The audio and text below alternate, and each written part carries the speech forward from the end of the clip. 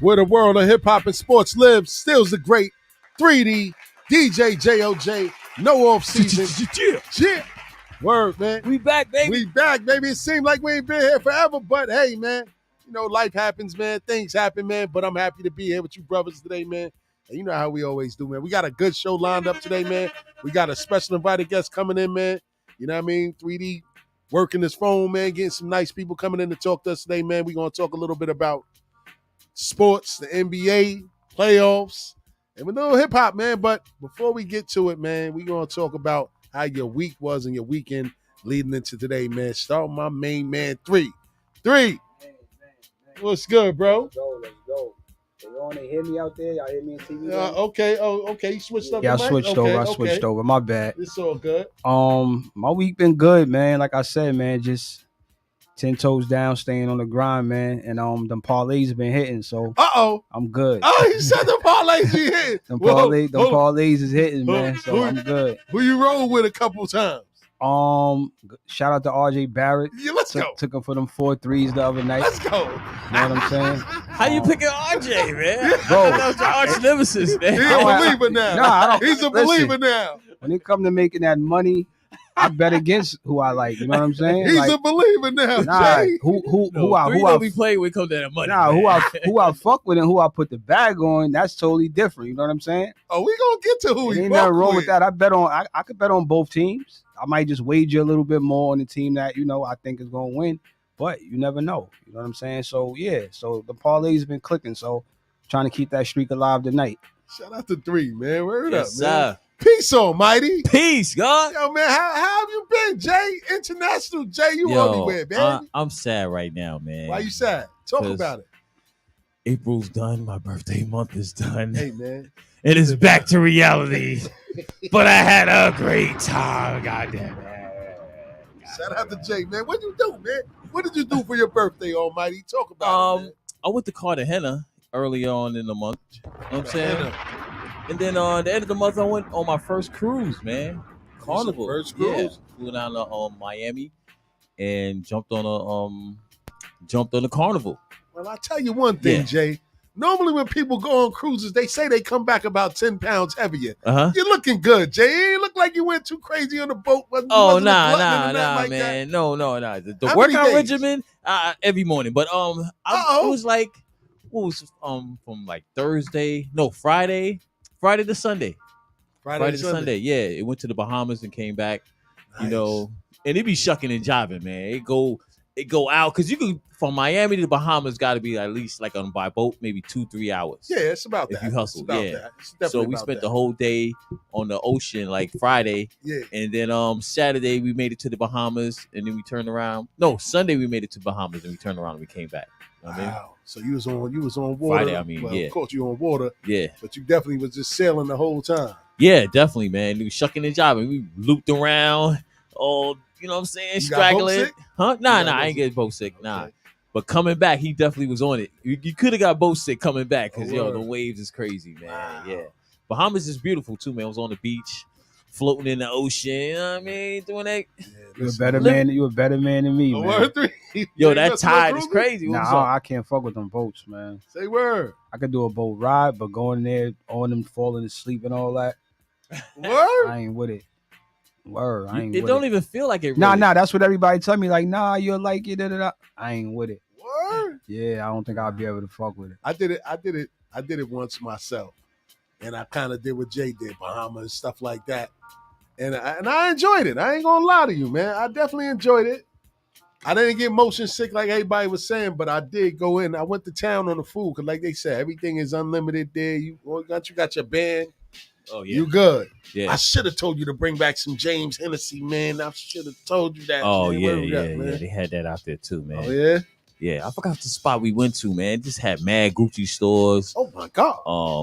In the Bahamas? Balenciaga. Nah, they got this real. I think it's called Atlantis. Yeah, it's a spot called Atlantis. Okay, yeah, Atlantis. Nah, that shit is real. Atlantis is rich. Yeah. They said they got like a Michael Jackson room. It's like 25,000 a night, and then you got to rent it for the whole week. What? Yeah, they got a Michael Jackson room, and it's supposed to be 25,000 a night. 25,000 a night. Yeah, and you have to order it for a whole week. That's crazy. Yeah, that's crazy. That spot was nice. Like you can go there and you can like pay a fee and then go through like a whole stuff. I don't know what they do, but like maybe a tour or some type of thing, and you just go. Oh, it's an adventure park in there. Yes, that's what it is. Yeah, I did. I'm gonna have to do that. I when did I go do back. Atlantis, so you ain't take a picture in the throne. Nah, I ain't do none of that. None of that. Okay. Nah. Okay. But we definitely went around Bahamas, see a few things. You know what I mean? And I'm back, man. Back to reality, man. Back to work. And we working, man. You work hard to play hard, man. Oh man. Shout out to JOJ. I'm gonna do that. You know what I'm saying? You know what I'm saying? Word up, man. As far as me, man, the week has been pretty smooth. Gearing up for the tournament, man. I'm about to get some panel hats coming through, man. You know what I'm saying? Shout out to King's Ransom brand. And I gotta get on Instagram, man, because I tried to create a page for the apparel, and they basically blocked me before I could even start, saying that I'm not a real person. You know what I'm saying? Because I named the name what I named it. I didn't use my regular name. I named it King's Ransom Apparel. And they blocked me from the gate and told me I got to wait 180 days before I can maybe because people got the name King. Nah, man. But it's just like, come on, man. It's an apparel page, man. I'm trying to, you know what I mean? I'm going to go back and see if I could do something. But definitely want to promote the hats, shirts, all that stuff, man. So I'm getting that off the ground, man. Tournament is coming along. Got a bunch of teams that want to get in. You know what I mean? Like I said, the start date, June 24th. We going to August 20th, man. We got 3 divisions, 13, 11, 15, and 17. And shout out to my guy 3. I'm doing what everybody else is doing. Only returning high school seniors can play in the 17 and under division. No ringers. No ringers. You know what I'm saying? Because we had a lot of those last year, man. And it was crazy, man. Some people just barely aged out, but you had coaches crying, man, about a person that turned 13 on the week before the tournament ended. Like, come on, man. Like, they played all season. You know what I mean? But, and nonetheless, man, the tournament is going to start. The uniforms is going to be fire. You know what I'm saying? I try to at least give you a good uniform, man, so that, you know what I mean, the kids feel like they playing somewhere nice. You know what I mean? So the park is another thing. We're going to get the park done next year. You know what I'm saying? They already got the money capital project. So they're gonna do it? They're going to break ground next year, man. And, that's what's up. Hopefully 15 Park can be one of the highlight parks in Queens, man. We're going to get some glass in there, man. New rims, new backboards, new playground. Hopefully they put a little track and field in there. The empty space is not being utilized, but it remains to be seen. You know what I'm saying? But like I said, we got a great show. And as y'all know, my Knicks moved on last year. I went to a couple of playoff games. Shout out to JOJ, was getting on me earlier. It's like, I was being stingy with the information. I wasn't being stingy with the information, but I just know that them round 2 tickets, everybody wasn't paying for those. You know what I'm saying? Yeah. Everybody's like, I'm comfortable at home. And I got lucky, man. My man had bought some tickets for his wife. She ended up flying out of town, and he hit me like, yo, kid, I'm kind of stuck. I need somebody to come. Said, I ain't going to ask you to pay me what I paid for it, but what you willing to pay for it, I'll take it. I said, all right, certainly. I'll be there. Certainly. Certainly. You know what I mean? So you're a spoiled Knicks fan, man. Hey, man. You know what I'm saying? I'm a real Knicks fan, man. But you doing it big, man. I can't front, man. I'm kind of jealous. Word up. Shout out to DJ Who You want to check in, man. Word up, man. Who You was good. Looking forward to him and Prince Wiley, man, on the 1s and 2s, man. They coming to the station. They going to be playing live on Bars and Hoops Radio every Saturday. We ain't locking the time. We're going to see him at the barbecue, too, definitely. Oh, yeah, we definitely going to see him at the Memorial Day barbecue, man. Shout out to everybody that's making that happen, man, and hopefully everybody can come out and have a good time. But let's get to it, man. So let's talk about it. 3. What's up, man? What's up? NBA round 2 matchups. I mean, we gotta start the show with that, man. But first, before we get to that, man, please explain to everybody your guest, man. Let everybody know who your guest is and what he does and all of that other stuff too, man. I mean, we gonna get to that. I mean, I like to bring people some diversity to what we do over here at No Offseason. You know what I mean? So we might bring somebody who's in the music industry, up and coming artist, somebody who's established, a business owner. But as we had before, this guy, he's a pillar in the community because he's helping kids get to college. You know what I mean? He has a showcase that he does every year for kids who aren't privileged enough to play AAU basketball. They can play in his showcase, and he have coaches come out to watch him. He has Division IIs, junior college coaches come out and watch him. So a kid who probably never got a look in his life because maybe he goes to a school or he doesn't play for a high-ranked AAU program, he's able to get some eyes on him and get an opportunity. And a lot of the kids that he helped are kids from our neighborhoods and our community. So, that's dope. He's doing good work. So I'm like, you need to, come up here and chop it up with us because, get some more awareness on what you're doing and get some more kids to come out because at the end of the day, it's kids out here that have the ability and have the talent. They're just not being seen or they're just not in a AAU program to get seen. You know what I mean? Because AAU is for exposure. It's not for, in most cases, for development. It's for exposure. But some kids, you got to understand, even as a parent, you have to understand, maybe my kid ain't ready to be exposed. They may get exposed in the wrong way. Got you. So they need to go get their game right, then get with the right AAU program to get that right exposure. Yeah, like you said, they could get exposed. They could get exposed the wrong way because it's one or two things. Either you're a player or you're a donator on some of these AAU teams. You can get exposure or get exposed. Yeah, I mean that's just what it is. And when you mentioned earlier, I also have my merch line dropping later this month. Let's go. Point Guard University. Let's go. Follow us on Instagram. Point Guard University, the same way it's spelled out. Trucker hats, t-shirts, jackets, things of that nature. Just something a little different or whatever. Let's go. Word, man. So like I was saying, man, round 2 is here. You know what I mean? I kind of predicted some of these things, but we want to get to it. The Suns, man. The Phoenix Suns are down 2-0 to the Denver Nuggets. Ain't they playing tonight? Are they playing tonight? Yeah, they play tonight. I might have to 10 switch. o'clock. 10 o'clock. All right, we got some time. Second game. They down. We're going to still switch to the game. So 3, man. Your man CP3 is out again. You know what I mean? Gets hurt in the offseason. Yo, it never fails, man. You just wait for it to happen. When is it gonna happen? Yeah, it's terrible, man. So what do you see so far from the Suns? 3. I'm gonna switch it to the get the game too, man. So talk about it, 3. I mean, you want to know why I feel like they're down 2-0 or the outlook going forward? I mean, both. I mean, the reason they down 2-0, I mean, obviously they're playing against the number 1 seed Denver, who's a tough team. And Phoenix, I don't like the coaching situation that's going on with Monty. I don't like the way he's playing. Like, he's getting no bench production because he's not utilizing his bench. He's not like they had 4 bench points their last game total. And I tweeted at halftime, Monty Williams already played 10 guys. They have 2 bench points. Then at the end of the game, they finished the game with 4 total bench points. Now, all right. So in all fairness, can we say that that's really Monty Williams' fault? Absolutely. Or is that because they traded away most of their horses? You wouldn't have got what you got in return if you didn't trade the capital that you had. So you wouldn't have got Kevin Durant without giving up Mikal Bridges, without giving up Cam Johnson, and 4 4 future picks. So you traded that. You gave us up some depth in order to acquire KD. We know that. However, you have some guys there, like the way their team is built, they're thin on the bench. So series to series, the lineup is going to change. Your rotation should change. Like Torrey Craig inserted in starting lineup versus the Clippers. That was the right move. That was the right call. He made the right call on that. Why? He wanted somebody bigger who's not really going to be relied on to do a lot of ball handling or scoring to defend Kawhi, which Torrey Craig did that. He didn't stop Kawhi, but if somebody's serviceable, you could put on Kawhi. Facts. But luckily, Craig was able to make shots as well. He was making corner threes. Okay, now this series, Denver is not a great defensive team. Denver's not a great defensive team. They're a well-rounded team. So he's so worried about stopping Jamal Murray and Joker and these guys that he's trying to go defense. So he's playing guys like Josh Okogie, Torrey Craig, Ish Wainwright. When you got 2 guys who are certified buckets over there sitting on the bench who ain't play a minute in this series yet. Who's that? Terrence Ross and TJ Warren.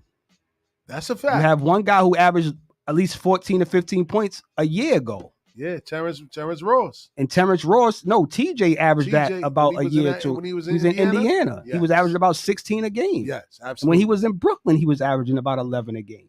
That's a fact. Terrence Ross been a bucket since he's been in the league. You guys stopped him from going to Dallas because you acquired him. That's a fact. So my thing is, you're playing against a team that's not a great defensive team, you need buckets. My thing is, in the playoffs, you have to score points. You worry about winning the game in the last 5 minutes of the game. Because if you can't stay in the game, it's not going to matter. And that comes down to the coaching, like the last and that's why rewind the tape when I said Bud is getting fucking canned. We gonna get to that. I told y'all Bud is getting canned. Now, all right. So since we jumped to that, is it fair though? Is it fair for Coach Budenholzer to lose his job when Giannis got hurt the first game? Giannis was hurt the first game. He came back the third game. They won the second game. He came back the third game. They lost both games he played. Yeah, but he wasn't 100%. And they had double-figure leads within the last 5 minutes of the game. I mean, I get that. I can't dispute that. But I what mean, came out was that his brother also died. So how heartless of an organization are you to where you're going to get rid of a man that's going through a grieving process? What did I explain to you when you told me that Bud was going through that situation when I said he should have said something, or they should have. No, he should have stepped away. Yeah, he should have stepped away. If I'm going through something that traumatic, I'm not going to work. Yeah. You know what I'm saying? I'm not going to work. I'm taking some time to get my mind right. Yeah. My mind can't possibly be here if that's on my mind. Yeah. However, I get what you're saying, and everybody, how do you fire it? We've seen this movie before.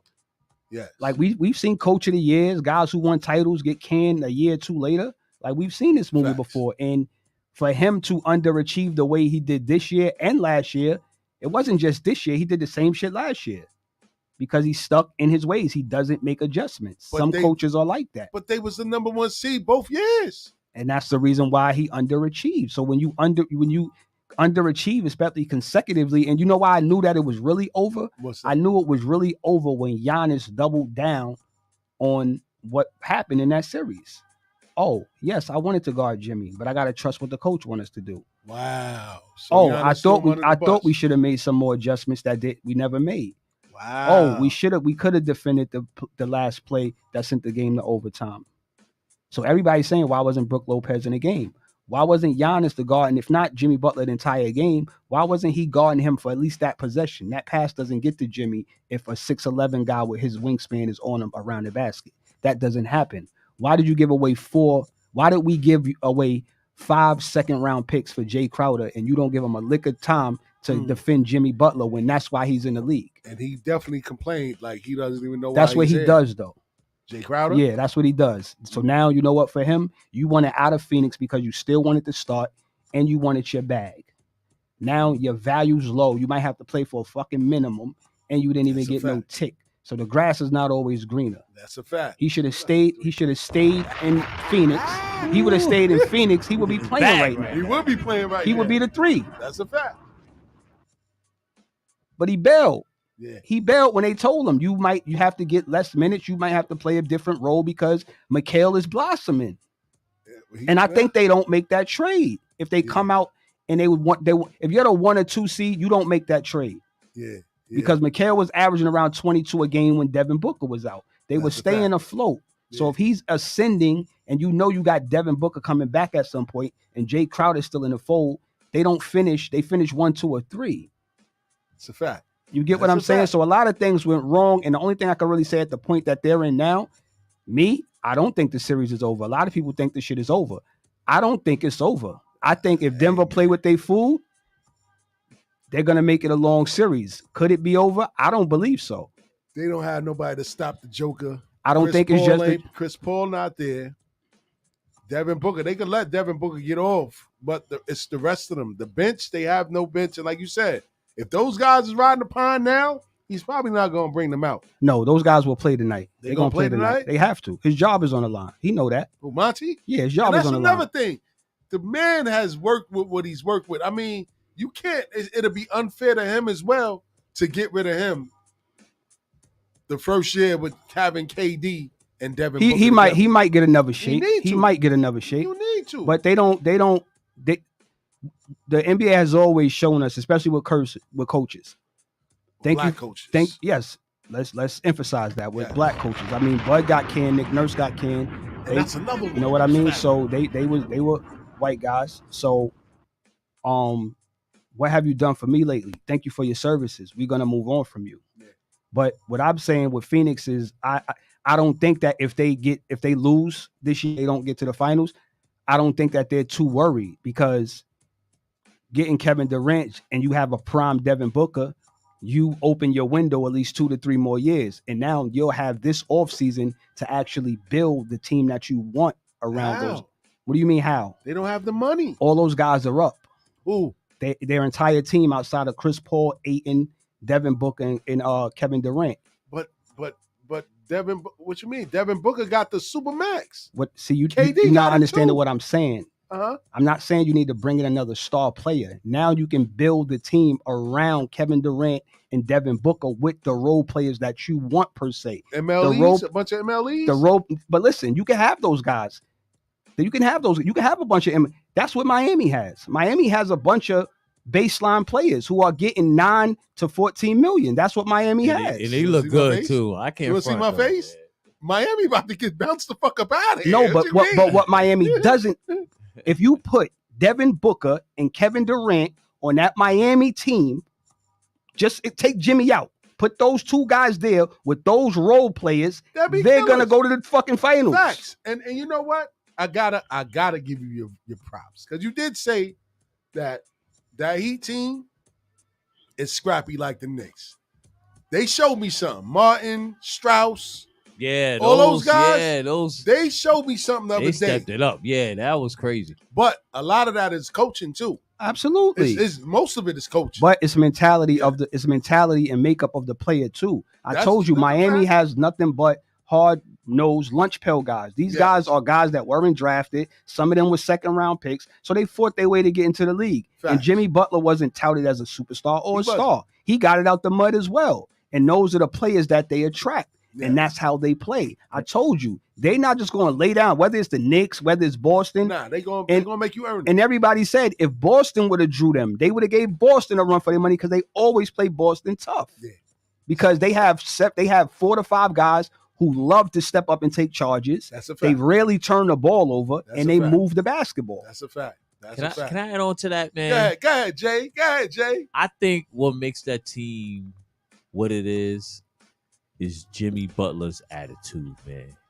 You know, he left. What was it? The Timberwolves. Yes, because they wasn't playing. They wasn't playing hard. He was on Karl Anthony Towns' ass. He got those guys in Miami playing hard, yo. He got them playing like you could just see his mentality on the court. Even when he didn't play, that game they look crazy. But that's Spoelstra, Riley. That's that whole culture over there, man. Like they got a good coach over there. Mickey Arison is a great owner, and they do what they need to do to get the good players in. And like I said, Spoelstra's a great coach. Like that game that they played the Knicks without Jimmy Butler, and I can't front. The Knicks lost the first game. They ain't have Julius Randle, so I don't want to hear nothing about they ain't have no Jimmy Butler. We ain't have Julius Randle first game. So what? You know what I mean? Nah, I mean they play the game. They both playing the next game. It's the playoffs, man. Yeah. If the man is out, he out. Nobody give a fuck. That's a fact. It is what it is. Everybody hit Chris Paul, my man. He out. Fuck him. Yeah. Like what are we talking about? You can't stay. You know, at the end of the day, you can't stay durable and healthy enough. Then that's on you. That's a fact. Like that's DNA. That ain't nobody else's fault. This man can't sustain a long season because once you play a long season, you playing upwards of 70, 80 plus games. That's a fact. And some people bodies, even Kawhi, and that's why I say load management is bullshit because y'all load manage Kawhi all year just so he could be sustainable for the playoffs, and he goes out in the fucking playoffs in the first round. Yeah, with a knee. So but he got a special injury though, right? I think it's just kind of. I mean, a lot of his injuries was lower extremity injuries, man. First, it was his quad. He tore his quad muscle, correct? Yes. Tore his quad muscle. Now you gotta remember rehabbing from all that. You putting wear and tear on your joints and your legs just to rehab to get back to play. And he's older. So then now from the quad, now his knees is bothering him. He tore a meniscus this time, right? Yeah.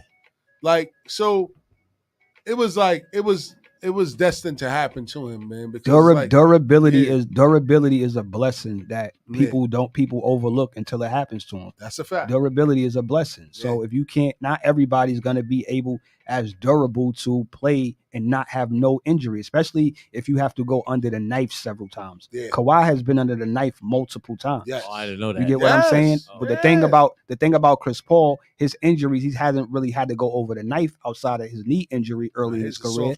His is soft tissue injury. Yep. So that's your makeup. So he's doing all this core exercises, yoga, doing all this stuff to keep his muscles and all that. But at the end of the day, that's your makeup, bro. But my thing is, he knows.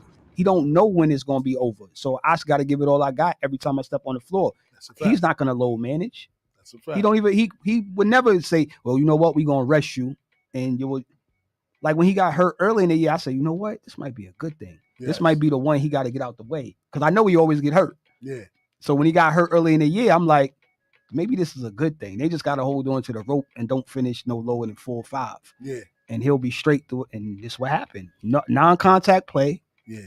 Jump for the ball. Same shit happened in the Western Conference Finals. He went in the middle of the lane, shot a pull-up mid-range, came down, and pulled his hamstring. Nobody touched him. And shout out to Zah, man. He said him and Chris Paul, talking about Kawhi Leonard, always get hurt during the playoffs. It's a fact.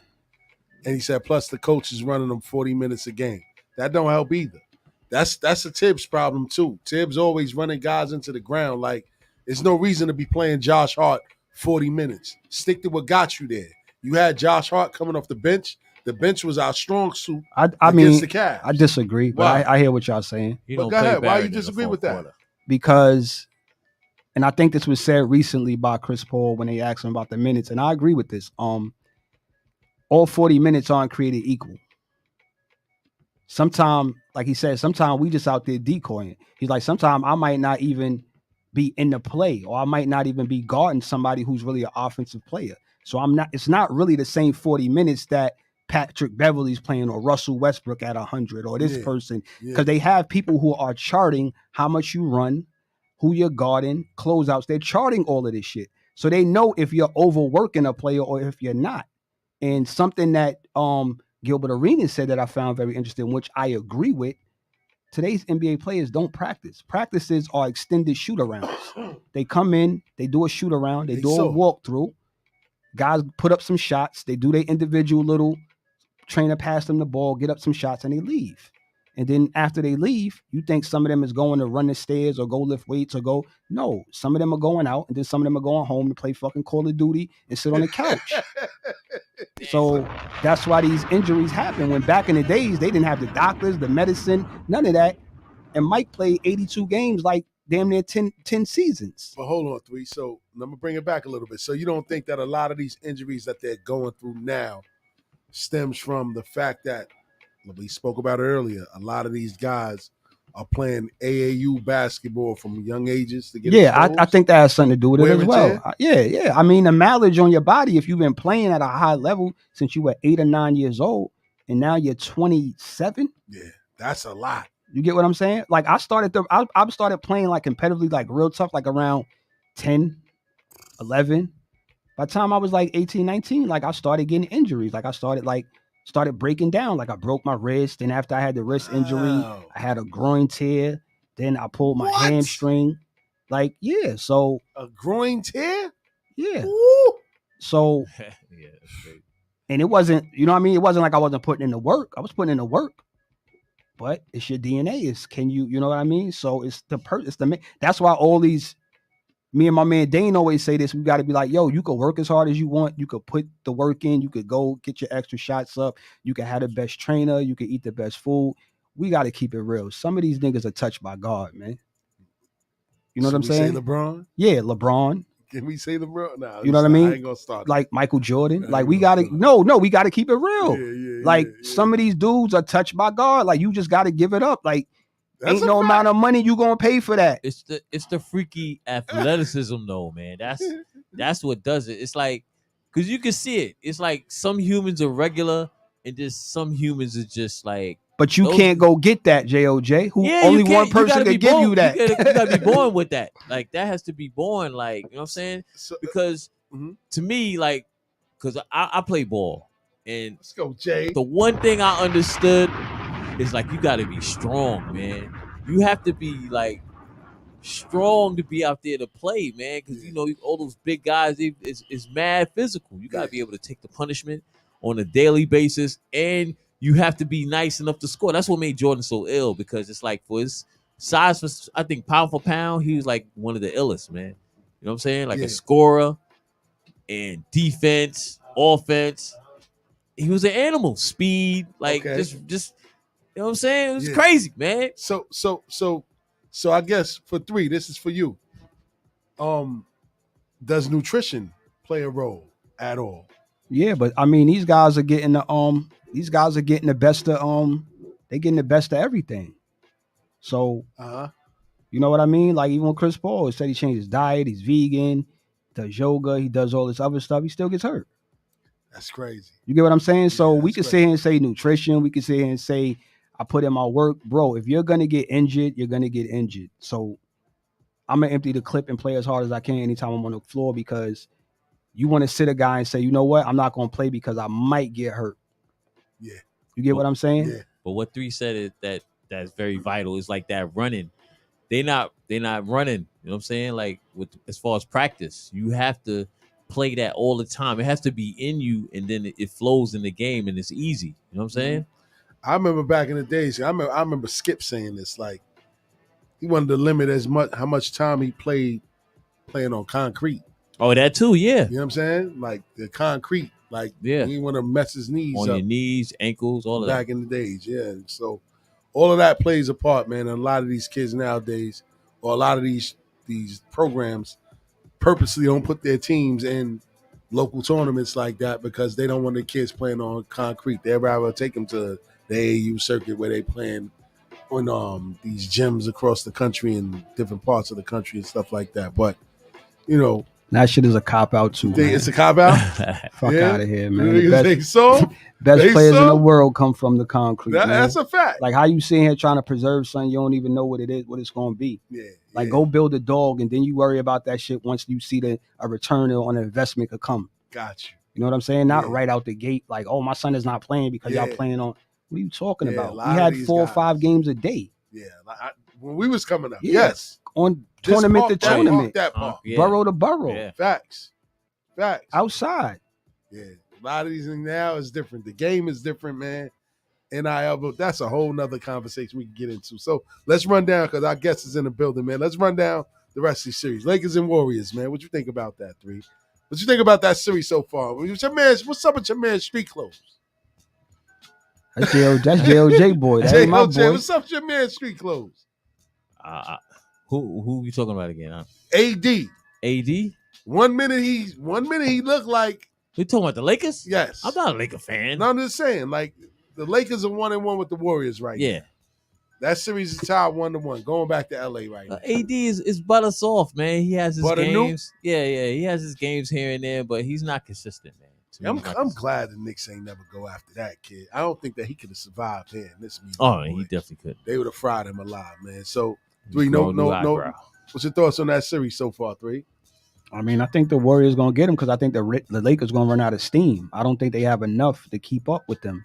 Because if you saw that, what the adjustment was last night, the Warriors played faster. Yeah.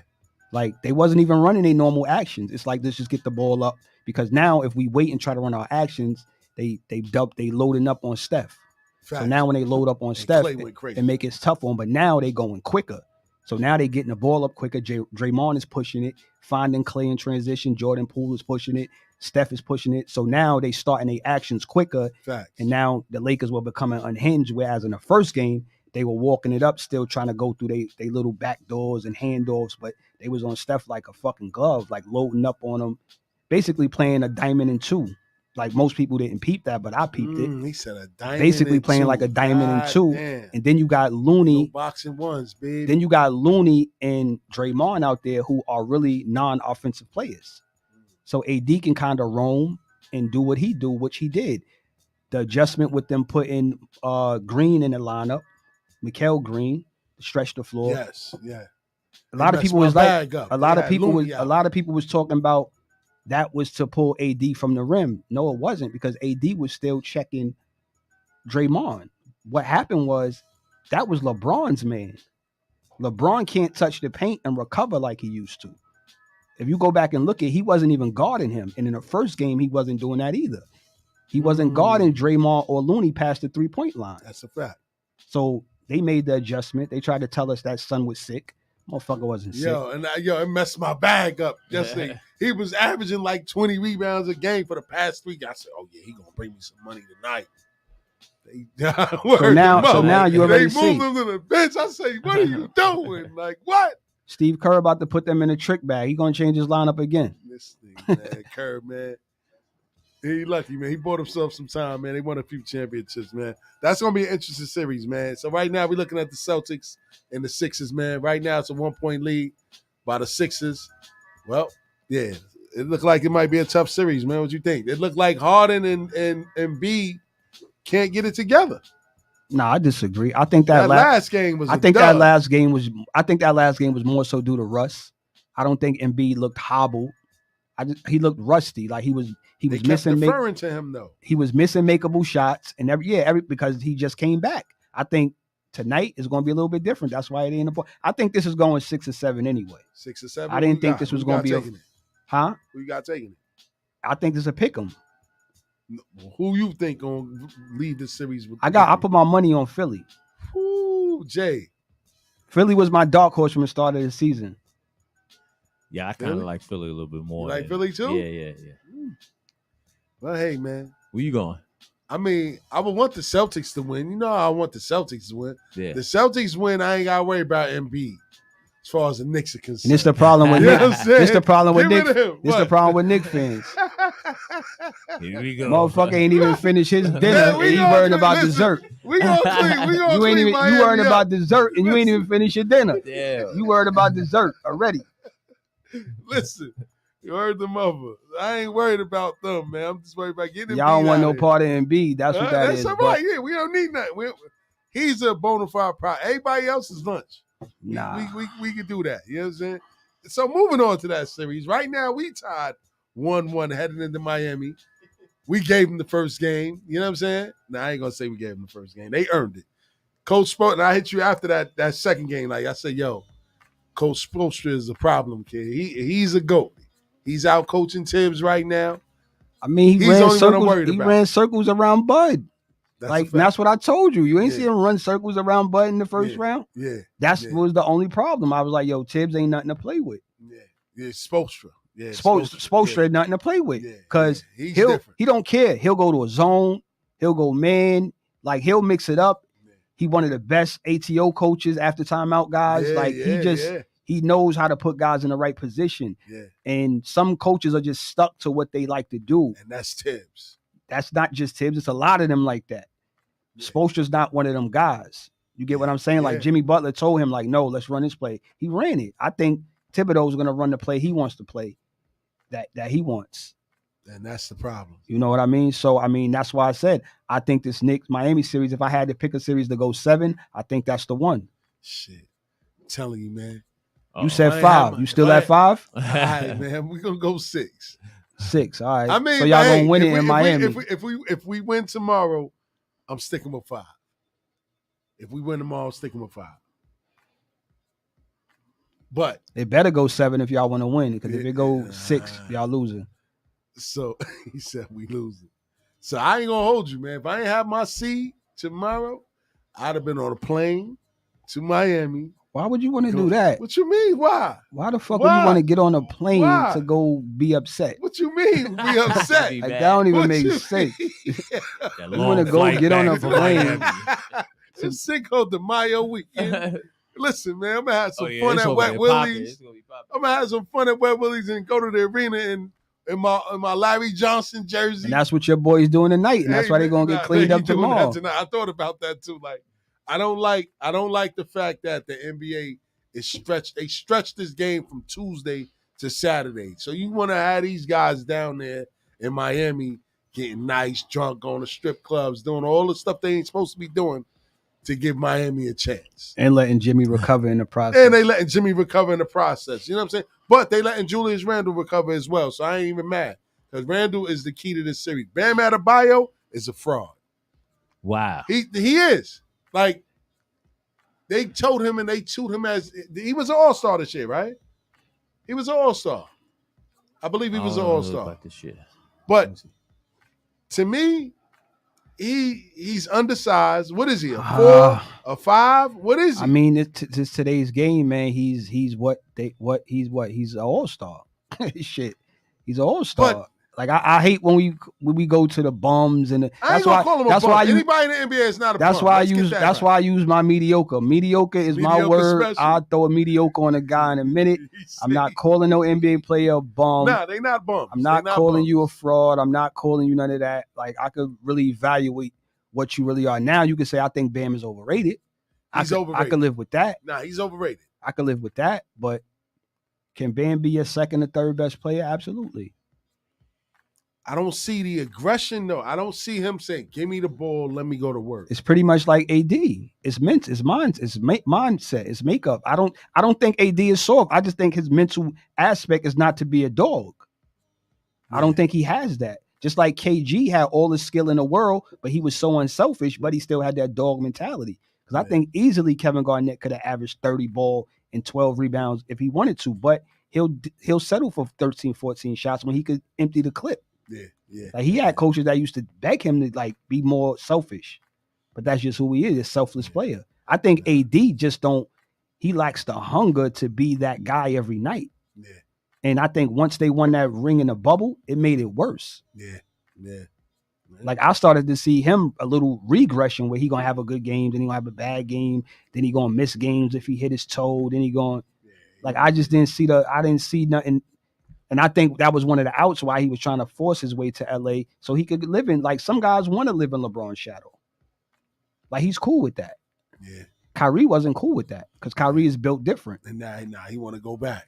That's what I'm saying, because because he didn't want to leave, but in his mind, he thinks man for man, he thinks he's better than LeBron. Mentally, like, he really thinks that. Hey, man. You're supposed to think you better than No, I don't knock him for that, but we know what it is. Yeah. But that's what makes him who he is. That's a fact. Bam was an all-star. Word up, man. And lastly, before we go into our musical break, because we got our special invited guests in the building, do y'all agree with the way that Memphis did Dillon Brooks? Do I agree with it? Do you agree with the way that they handled that situation? I don't even think Memphis did that shit. Like, I think that was a leak. I don't think Memphis wanted that to come out. I think that was Memphis' way of not paying him, not telling him that they were not going to retain him because services no longer needed. Because he was eligible for an extension up to like 5 years, 180. That's what he was eligible for. So I already knew Memphis wasn't going to keep him anyway. So when the news came out, I was like, they wasn't going to re-sign this nigga anyway. Like, his agent going to come to the table like, yo, this is what we average. This is the market. This is what my client is eligible for. 5-year deal up towards 180. They wasn't giving him that. They still got to pay Desmond Bane. They still got to pay Jaren Jackson. Yeah. So they wasn't paying Dillon Brooks. What you think, Jay? He wilded out, man. He ran his mouth too much, huh? Yeah, you can't call out the NBA. I better not bring him back. You can't call out the NBA. I mean, LeBron James. You can't call him out and then expect. And then you bummed it out like the rest of the games. Like, you ain't even like. So y'all think that's the reason? Nah, I don't think that's that's some conspiracy. No. It's the money. Like you said, I'm not paying him that money. Damn, he's not worth that. And like you said, Desmond Bane and all those other guys, they got to do better than him. Yeah, like, Desmond, exactly. Bane play way better. But, the optics look bad, man. But that's just the business of the NBA. You know what I mean? It sucks, but happened to the best of them, right? And the coaches. Yes, sir. Yeah, that's why people say, people get mad at the players for going where they want to go. Nah, I get mad at the players for not wanting to be competitive, man. I'm not running the team up with this dude. I want to be him. You know what I mean? But anyway, that's neither here nor there.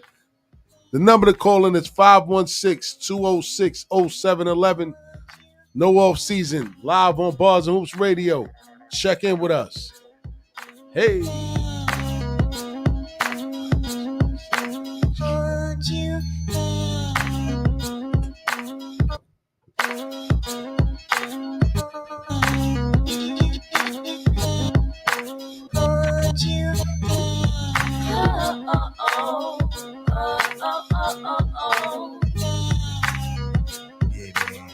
Yeah, I just put ice in that cup. That's all.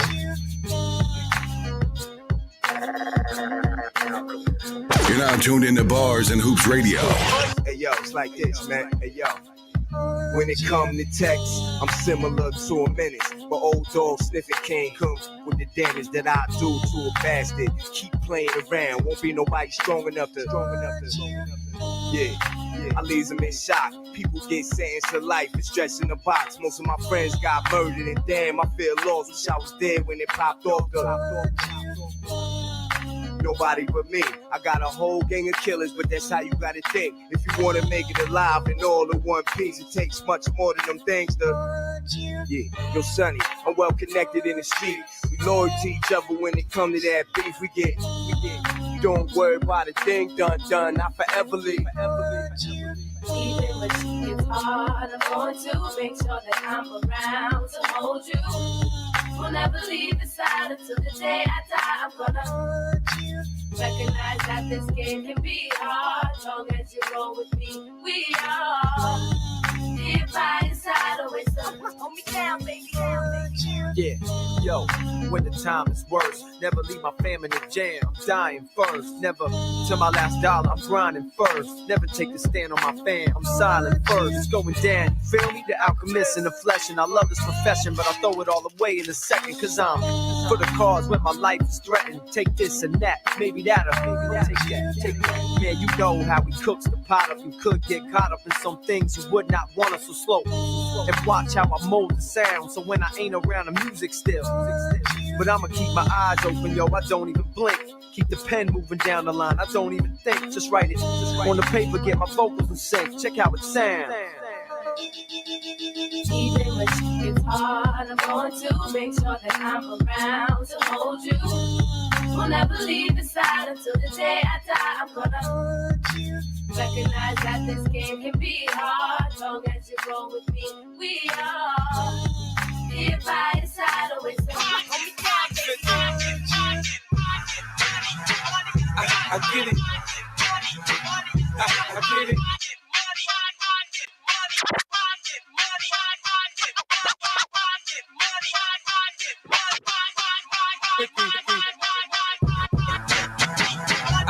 I get it. I get it. Yeah. I run on y'all. I get it. I get it. Yeah. I took water, sold it in bottles for $2. The Coca-Cola came and bought it for beans. What the fuck? Have a baby by me, baby. Be a millionaire, I write the check before the baby comes. Who the fuck cares? I'm stanky rich. I'ma die trying to spin this shit. Southside's up in this bitch. Yeah, I smell like the Vogue. I used to sell dope. I did play the block. Now I play on boats in the South. Friends, baby, Sandro Pay, get a tan, I'm already black. Rich, I'm already that. Gangster, get a gang. Hit a head, in a hat. Call that a little rap shit. Fuck the chit chat, the bake the bread. A barber, I cut your head. A marksman, I spread a lead. I blunt, cut, chop your leg. Not fuck with the kid. I get biz with the cig, I can really live. You dig? I get it. I get it. Yeah. I run New York. I get it. I get it. Yeah. I run New York. Call this my new shit, but it ain't new though. I got rid of my old bitch. Now I got new hoes. First it was the Benzo. Now I'm in the Enzo. Ferrari, I'm sorry, I keep blowing up.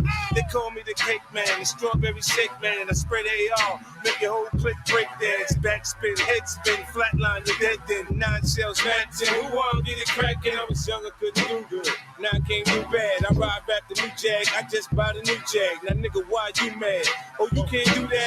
I'm so forgetful. They calling me cocky. I come about the jeweler. They calling me Rocky. It's the ice on my neck, man. The wrist in my left hand. Blink like blow. You like my style. I'm headed to the bank right now.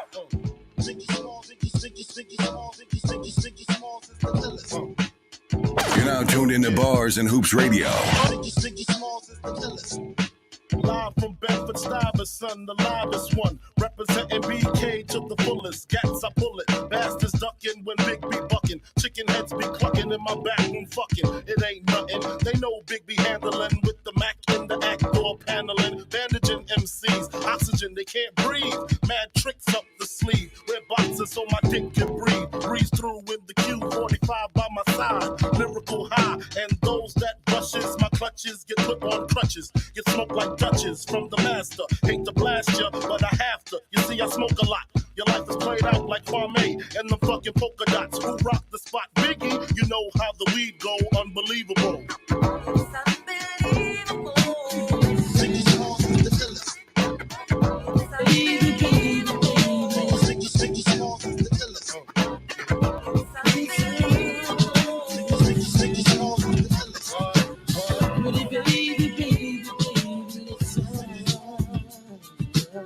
A young, wild, beautiful love child. You like them thug style, link rocking, the mink copping. Hit you on the sink, $100 drink popping. The had to make you take them shopping, the foul doctrine.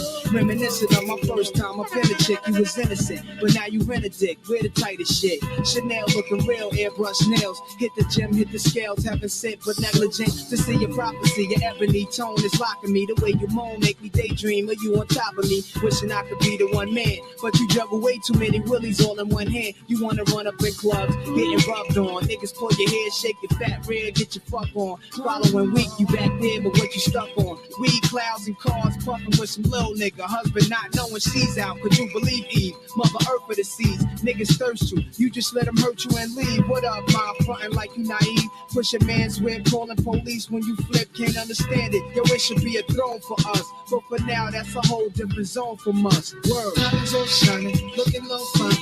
Pretty little face, get a little high. Young girl struggling, trying to survive. Mother of the earth, she made you and I. Just tired of playing the same old games. Messing with my mind, emotional things.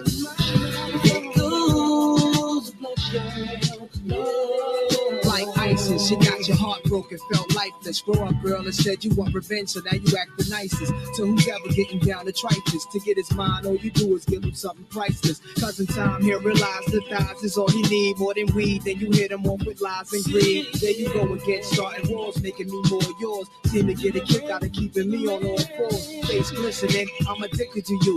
Original wisdom body got me picturing you. Igloos of ice tricking on you. You never listen to this nigga spinning Franklin. What's in his anklets? Must have had a bad deal in the past though. Can't even keep it real with a nigga with cash flow. Say men are all the same. What we need to do is break this chain. You gotta jump part-time in school's your night thing. With dreams to settle down, it ain't far from now. You getting interviewed, but your boss is into getting screwed. Typical day that the black girl sees. Coming home wanting more from a college degree. You know how it is. You getting that guap. I know you got the same question I got. You know, your main homeboy, somebody like that, you always asking him if I ain't had this, would you?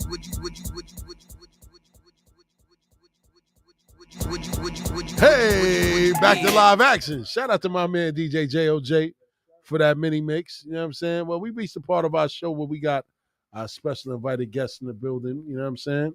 Word up, man. Goes by the name of Mr. Camille Dillard. Am I saying it correctly? Yeah, Camille. Camille Dillard, man. Word up, man. Huh? Your mic is on. Hold on. There we go. Turn me back on, man. Here we go, man. We got Word Coach up, Khan in man. the building, man. Let's go, man. Word 3, I'm going to let you take it from here, man. Word. We going to segment, man. We got our special guest in the building, man. Coach Kai. He going to make yourself familiar with him. He does a lot of work in the community, helping these kids, putting eyes on these kids, man. Like I said earlier, man, a lot of these kids are not afforded the opportunities to be seen. Everybody can't play for the high-level AAU program. Everybody can't play for the powerhouse high school team. So we need people in the community to help these kids fulfill their dreams, man. And everybody's not going to make it to the NBA, but if you can help a kid make his way to a college campus, like that's a big deal. You know what I mean? So that's one of the reasons why we got this brother up here. And like I said, we bring diversity to our show. It's not just about music. It's not just about sports. It's about people impacting the community and impacting youth. That's what we about, everybody up here in this room, man. So introducing Coach Kai, man. Let's get some round of applause for that, son. Yeah, man. Let's go, man. Word up, man. Drop a bomb. Word up, man. So what's up, Coach? I can't call it, man. Just happy to be back. Just happy to be back home, man. That's pretty much about it. Just getting back to it. So for the people who listening that don't really know you, just give them a little rundown on what you do, what you've been doing, You know what I mean? Just to familiarize the listeners with what you got going on and your goals. I'm currently coaching prep school. I just took another job in North Florida, in Jacksonville. Um, I run a Diamond in the Rough showcase. I made that in honor of my man that got killed before he went off to college, Daryl Adams. And I'm just helping the kids in my community, my guys that's back from school for the summer, training them. And I just started a college league for the summer that's just for college kids, so they got something to do for the summer because everybody playing at unlimited and they playing guys my size or older. Shout out to the guys my size. Shout out to the big guys out there that ain't hanging it up, baby. Right. So, I'm just trying to make a way for the kids from my neighborhood, man. Get them something to do for the summer and help get guys out of the neighborhood. And speaking about where you from, man, tell everybody where you're from, man. What neighborhood are you claiming? Oh, I'm from Southside. I'm from 40, Southside Jamaica houses. Southside, we outside. Word. So you mentioned the Diamond in the Rough showcase. Tell me more about that. Like what year is this? How many years have you been doing this? And how many players have went on from that showcase to make their way to either a JUCO or prep school? So this is year 4. This is year 4 for us. I've been doing this since 2019. Good looking. I've been doing it since 2019. And since 2019, we got 250 students. Wow. 250 kids into school. Last year was the biggest one we had. We had about 57 college coaches here from across the country, from Florida, from the Midwest, everywhere. And me and my man, we've been doing this for a little minute now. And it's just something to help these kids that's here, that's not getting that opportunity. So now that I'm working prep, I'm working prep school now. So I'm playing nationally scheduled. So I'm around. I'll see a bunch of JUCO coaches. Like, I'm the guy that made it fun again in New York to go D3. You know what I'm saying? Just go to school. I got kids that ain't, like, nobody in their family been to school. Feel me? Like, one of my kids, nobody in his family from his grandparents down, nobody been to college. Feel me? So he the first person to go to college in his family. So it's about the kids, man, and where we come from. You feel me? Like, before I started doing this, I was selling drugs. I got locked up. I came home from jail. I ain't been back since. So the last 4 years, I just been dedicating myself to basketball. This shit keep me home, keep me, you know what I mean? Keep me focused.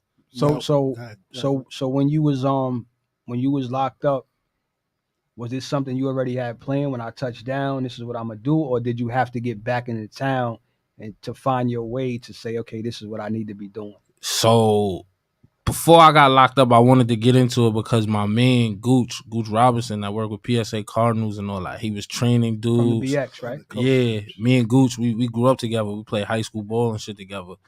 And like, he saved my life. Like, I watched my man that I was committing crimes with. I'm watching him change kids' lives. I'm watching him do everything we did in school. I'm watching him give them the game. So when I caught my charge, I'm like, man, if I get a chance when I come home, like, I'm going to just jump into that. So when I came home, like, I seen my man, and he was even heavier into this. Now he got kids in the league. You know what I mean? I'm watching him when he had Cole Anthony when he was in high school. Get out of here. So, I took that and I ran with it. Like, I used that as motivation. Like, my man did it. Like, I could do this. Like, we came from the same circumstances. He just got a little lucky. I just got it. You know what I'm saying? He gave me the water, and I went from there. Like, I just applied everything that I did in the hustling game. I just applied this shit to basketball. Wow. Feel me? Like, it worked hand in hand. You feel me? Like, I made sure that I put the kids on first and then took care of myself. So the kids that I started with, that whole team went to school for free. Down to the 12th kid on my bench. Everybody went to school for free. So once that happened, you feel me? It wasn't easy though. Like, we was outside in Lincoln Park every day, the whole summer, 7 a.m. every day, Monday through Saturday. And then on Sundays, we just have an open run with all the kids that's their friends. Wow. Feel me? And that's turned into coaches coming to see us in the gym. That turned to coaches coming in the park. I'm probably the only coach in the city that I got college coaches in the projects, in the back of the projects, 9, 10 o'clock. That's your tournament in the back. You have your tournament in the back of 40? Yeah. Oh. Yeah. Okay. And that's not even the Steels tournament. runs a tournament as well. I run the Bars and Hoops Round World Classic, man. Yeah, see, we got to talk. Yeah. Oh, okay. So like even that, like last summer, you feel me? Like I came back home, I started staying back in the hood, and I'm just seeing like it ain't nothing going on. Feel me? So I'm like, yo, I gotta come back to my hood. And my cousin, like that's like my little brother, but he wound up starting a basketball team. Now he got his little brother, my little cousin, and a couple other people. Shouts out to the honchos, team honchos. Like everybody working, you know what I'm saying? So like I just took what Gooch gave me and I applied that shit to my guys. Like y'all could do the same thing. Who got you into playing basketball, youngin? When did you start playing basketball? I mean, this shit in my DNA, like. Yeah, like my uncle Eric and Mike Chatfield, like those my uncles, like so like this shit was like embedded in me. Like I just love this shit since I was a kid. Feel me? Like I looked up to niggas like Cliffy. Like Cliffy lived up the block from me. Which Cliffy? Clink Scales, his brother. Clink like Scales. Feel me? Like I remember being in PS40 and games getting stopped because Cliff in there. I got my ass whooped going to watch Cliff play in IS8 when he played Sebastian. Like. Feel me? Like I just love this shit. Like this is everything. Feel me? Yeah. So I remember going to ISA. I remember walking up the block to 164 to go watch them play on the broken hoop, getting my ass whipped because I had no business. I'm 8, 9 years old. I'm going to watch them outside play. Feel me? Watching my cousins play in the back of the projects, watching my uncle go to New Mexico. All that played a part in it. Feel me? Like I always loved ball. Any of my friends that tell you I love ball, I just took another route. And shout out, he said a name, my era, my guy. Shout out to Eric Chatfield. Also shout out to his son, who's a certified killer as well, coming up in the ranks. One of the top guards in the country right now. So listen out for that name, Eric Chatfield Jr. The truth. You heard it here first on Bars and Hoops Radio. No off season. Let's go. But so what I wanted to ask you, when you come back to the town, like how difficult, because I a lot of people run into this problem. How difficult is it getting a gym space to kind of do your thing in New York when you come back to the town, as opposed to when you're out of town? How simple it is. I get gym time anywhere in the South for like $20 an hour. $20 an hour. Are you serious? Yeah, here you'd be lucky if you could get like $75 an hour for gym time. What? But like any of my kids could tell you, like any coach they'll tell you, like I don't care about that. I don't care about like once I'm back in the summer, we don't care about what we going in the gym for. We gonna take it out on the niggas that do get to play in the gym, that get to practice in the gym. We outside 7 in the morning because Kai hate the sun. So we outside, we doing everything. Yeah, we outside 7 in the morning till 10 the latest. Feel me? And then we out again later on that night when the sun dropped. That's why you'll see us in 40 from 9 until like 2, 3 in the morning. Feel me? And you never know what college coach gonna pull up on us in the middle of the project. That's crazy. Like last year, like my man Mr. Man Day is Mr. Man Day and Road Day. Death Row. That's what we call ourselves. Feel me? I had Lincoln University. That's a D2 HBCU. I had them in my projects. That's crazy. So you have my man Jason out there. Yeah, we had Jason Armstrong. Crazy. I had Dana Warner out there. I had Monroe, New Rochelle. Like, we not playing no games. If you want some dogs, like, you know where to find me. Come see Kai. So how did you build that up, man, coming from your background and what you did? Like you say, you did it. You did time. I took everything. I took everything that my uncle and niggas like Ron Artest applied to me. I watched Ron Artest and my uncle play 1-on-1 in the snow. Like I watched. Right. I watched mad wild shit. Like I watched my older brother my god brother put me through shit. Feel me? So it was like half of it is just the work. Feel me? And a lot of these kids is working, but they doing the wrong work. Facts. Feel me? So I'm just straight teaching fundamentals and doing reps. Like before I got into basketball, I was locked up. I was in shock. I came home and took everything that they made me do to come home. I applied it to my team. Shout out to the shop program. Shout out to Tony Yayo. He made it. Word. Real shit. I had Cameron's DI. I had DI Ricky. Oh. Real shit. Real word. Feel me? Like, so I took everything they made us do in shock, and I came home and made my team do it. So we do 300 push-ins. We do 300 push-ups, 3 count. We do 300 jumping jacks, 3 count. We do flutter kicks, 3 count. Feel me? And how I applied it to them, every 2 weeks, them 3 counts go up. They go up 100. Feel me? We running miles, we doing everything. And when they say, "How did you do it?" I showed them the pictures and the videos. I already had to do it. So I did it. So now it's your turn. So now when we playing, half the teams we playing, when coaches come see us, they like, yo, he's in what year is he in college? College, he in high school. We just work like we in college. Like, shouts out to my first group, because that Death Row group made me who I am and how I'm. Death Row group. Did we just talk about that as far as like the NBA and how they practice? And we was talking about like how they don't run, and he got them running like that. Say they just come in and shoot what they you know train and they go home. That running. That means a difference. Part of that goes back to what I said initially, when the reason why, and I always tell kids this, the reason why I was better than everybody my age when I was younger. Now, okay, I was talented, I had skills, I had ability. I was in better shape than everybody. The guy who trained me wasn't a basketball player. He was a boxer.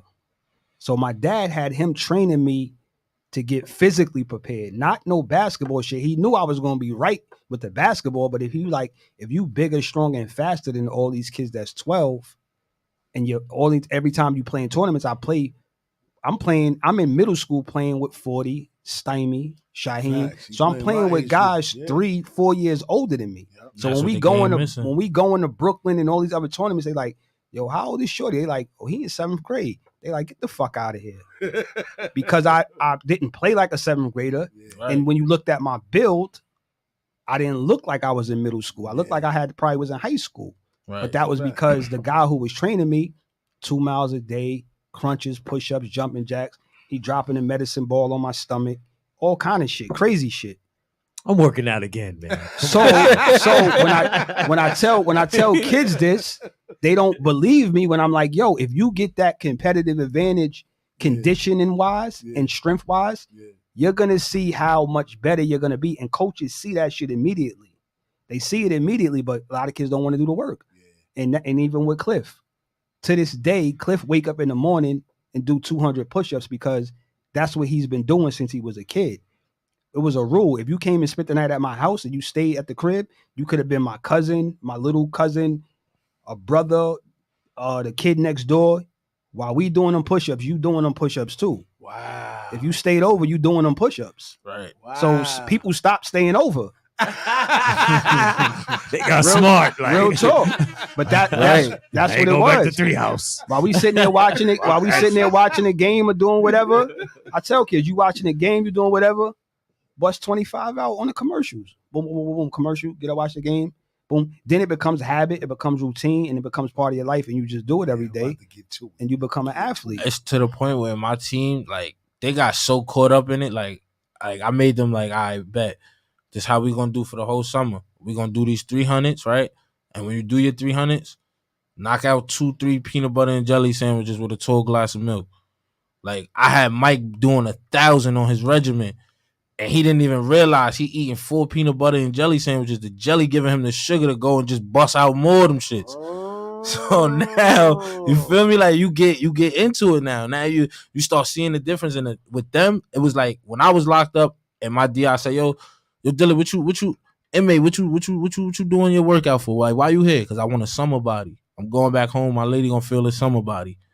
So now I'm telling them, what you doing it for? So now once they start seeing themselves, like their parents start telling me, yeah, you know, he walking around the house a little different now. What you mean? Yeah, he bumped me the other day. Like, you know what I mean? He bumped me. He probably didn't do it on purpose, but he could see the difference in his body. Feel me? So you start seeing that. Now your girls start seeing you, girls that you wasn't talking to before. They start seeing you, start getting cut up. You know what I mean? But it's really about the work, and more so with the kids from like why I recruit kids from home is like, it's the grit factor. You feel me? Like, they like I remind some guys, like, I hate that they say it, but I remind a lot of people with Kev Jackson when I coach. Coach with a lot of passion. Feel me? And I'm not here to be your friend and tell you what you want to hear. I'm here to tell you what you want, what you need to hear, and what's gonna get us this win and get you where you trying to go. So you cursing at them kids? Cursing? I damn near lost my last job because I told the kid, even though the parent was in the gym, I kept it 100 with him. I told him, listen, if you're not gonna make this shot, like, they got jobs for people, like they got other jobs for, like, somebody got to give out the water and the towels. Damn. I told the kid that with a parent in the gym, like somebody got to give out the water and the towels. So if you don't want to be the nigga that got to give out the water and towels, go put that shit in the hole or go defend somebody. That's a fact. So what's the 300s? What are you talking about? And then you said threes. What is that? Like a type of routine? So everything is like 300, like Sparta. Everything is Chief Keef. So we doing push-ups, it's 300 and it's 3 count. What you mean by threes? Yeah, so like if we doing jumping jacks, 1, 2, 3, that's 1. Oh, okay. Yeah, okay everything okay. is 3 count. So even push-ups, 3 is 3 1? count equal 1. Damn. Yeah. Okay. So 1, 2, they 3, talking about 1, working out 1, on 2, 3, working 2. out on steroids, Jay. Yeah, so you know what I'm saying, and all that does is it's the mental breakdown. You feel me? So by the time they really realize, all right, hold up, I just did 300. And hold up, we did 300 3 times. Yeah. Oh shit, I just did 900 of them shits. Yeah. Now it's the mind over the matter. You thought you couldn't do it. I done had kids piss, shit on themselves and work out all types of shit. Yeah, everybody not built for that shit. Yeah. So, but what I like what he does, because I always say that, because I coach as well. The motherfucker you don't want gonna cut itself by what you put on the table. You gonna know who's built for it. They weed out fast. You know what I mean? They weed out fast. If you say, listen, because even when I was coming up, listen, we gonna run for an hour and then we gonna get to the workout. Run for an hour. You had dudes that was like, I'm not running for no hour. No, where's the basketball? Run for an hour. When it was COVID, I was probably the only thing. Me and my kids was hopping gates to get workouts in and shit like that. Wow. Well, we was going all the way to racist ass Howard Beach. Wow. Those was the only hoops up in Queens. It was in Howard Beach. Remember they took all the rims down? They took the rims out. We was going from Howard Beach. If we couldn't get in Howard Beach, we was getting on the bus or they'll meet me somewhere and we was going right behind Queens Center Mall in Left Rack. I tell you, the kid from Left Rack started coming outside with us. Wow. I had coaches pulling up. I had coaches pulling up in the behind Queens Center Mall in the middle of COVID. Wow. Like, we not playing. Like, it's nothing but opportunities and dogs that need to get the hell out of here. The hustle's real, baby. And that's what it is. I took the hustle from the game and I applied it to basketball. The kids is the product and the coaches is the fiends. Oh shit. So Kai. Feel me? Everybody wins. I get they get what they need. The coach get what he need, and I help the kid from my neighborhood not go to jail. Much respect. That's real. That's real. And what is it when you say this? What is it that you want from this? Honestly, I just want the kid to get, you know what I'm saying, to get something that he didn't have, someone to believe in him. I want the kid, honestly speaking, I want the kids to have what I didn't have growing up. I mean, I provide a service for niggas, but at the end of the day, it's more so about the kid not ending up and having to go through what I had to go through. Bingo. And that's what I wanted to hear, because basketball, and this is the upsetting part, basketball is the only shit that a person with no knowledge, no know-how, and really don't care about it just can insert themselves in this basketball culture, especially at the AAU and amateur grassroots level. Yeah, that's a fact. There's so many guys out here parading as a coach, a mentor. We call them handlers. Mm-hmm. They don't know shit about the game. They don't want the betterment of their kid. Like, I never made a kid pay for nothing. I never put kids in the tournament that I made them pay for. I never charged a kid to work them out. You get what I'm saying? Like, some of these guys, about what do you want from this? And what he said was correct, because the only reason I do it because I want a kid to go a little bit further than somebody didn't push him. And I want them to learn from my mistake. Yeah.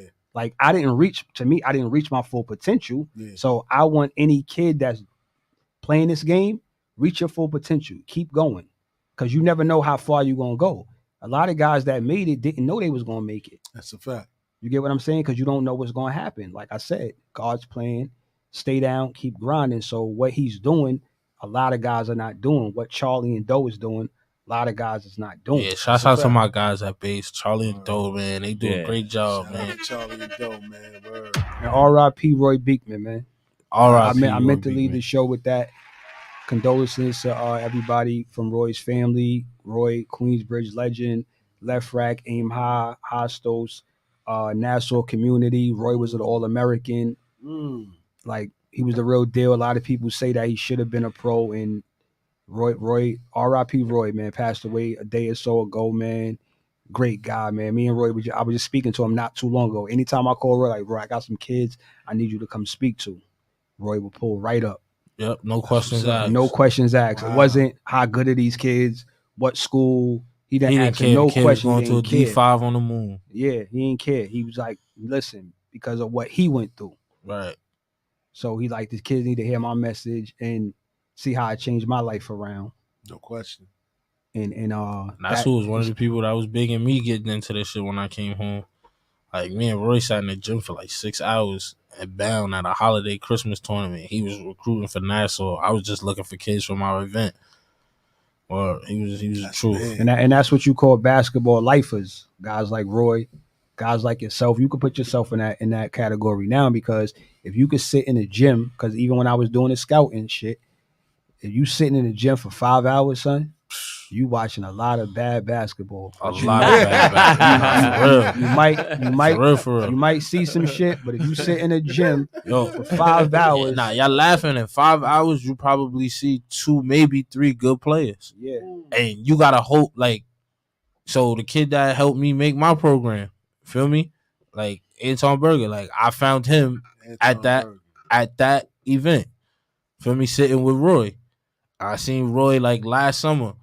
Roy asked me, yo, you ever got with the kid? How that shit go with you and the kid, man? Then he said, oh, mate, the light-skinned kid, yo, I seen him, man. He's doing good. He on a scholarship. I seen him.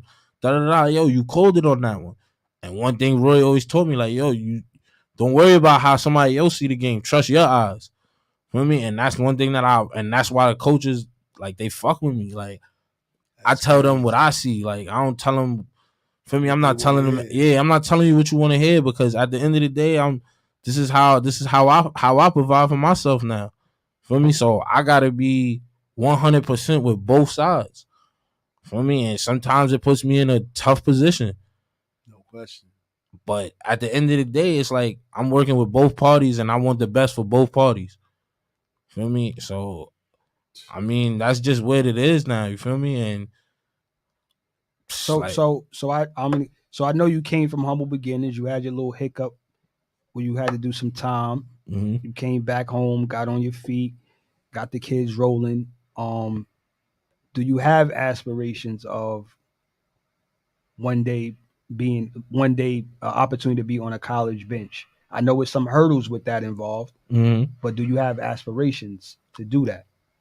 No. I mean, only way I'm going on a college bench. Are the hurdles is what's making you not want to do that? Nah. Okay. Nah. I think it's more so the way the college game is now that scares me. Like, it's more of a business is business and nothing else. NIL and all that? Or not even the NIL, because I'm helping provide an NIL this summer for all the kids that's not at that level, because I ain't forget about them. Got you. So I think it's more so, it's from the standpoint of a lot of coaches, they don't give a damn about these players. Feel me? And I don't want to be a part of that shit. Like, I'm a person that believe in you get what you put into the universe. So I don't want to be a part of that shit. Like, that's why, like, you know what I'm saying? I don't care about dealing with the kids that go to the league and shit like that, because those ain't the niggas who need my help. You feel me? So going to the college level, I have aspirations, dreams of it. I would love to be at a D1. I ain't even gonna hold you. But I'm needed in the trenches too. So, you know, you gotta know your lane, and you gotta know, you know what I'm saying? Somebody gotta lay on the sword for the next generation, you know what I mean? For the next person. So whoever gonna be the next me, I already stood down for him to be him. I think it's more fulfilling on the grassroots level in the hood anyway, because you setting people on the path to where they need to be, and at the end of the day, your blessings is gonna come in a different form. You know what I mean? You still alive to do that. Right. You know what I mean? Most people may get that opportunity, go to that college, and then end up dying for some bullshit. Right, and I'm cool with it. Like, as long as a couple of I know a couple of my guys gonna be pros. You feel me? Whether it's the league or not, whatever the case may be, they already know what Kai want. Just give me on foreign land, give me a nice little baddie and a nice little drink. You know what I mean? And we good. You know what I mean? You can hang out with me. Come on. You know what I mean? I'll be there to see y'all. I'll be there. You know what I mean? Right. So, I mean, you know what I mean? That's really that. I love what I do though, man. I love to travel. I I love being in between the lines, all that. So what was one of the most special things that the kid actually done for you for helping him or the kid's family? I've been lucky to say that I've had some really good parents. Like, I've had some really good parents. So I think it ain't not one parent that outshined the other, or you know what I mean? Like, they all fuck with me. Mm-hmm. Like, in a sense, like, they just know, like, it was always genuine, it was always love, and I kept my word. So, no question. Like, anything I could call any of them parents for anything, man, and they'll come through for me. So, feel me, like, and I don't really ask for much, like, you know what I mean? So, like, and that's just as far as ask for much from their kids, like what I demand from them, you know what I mean? Like, I demand all my guys passing classes, and I'm here for them. Feel me? If we gotta fight a mob of 50, I'm here. The same way I'm here helping niggas get FAFSA done. You know what I'm saying? This shit done put a strain on my relationship at home with my lady, all types of shit. You feel me? But at the same time, if I can help not let a nigga go through what I had to go through, or like I said, be for someone what I didn't have, I'm cool with that. I did my job.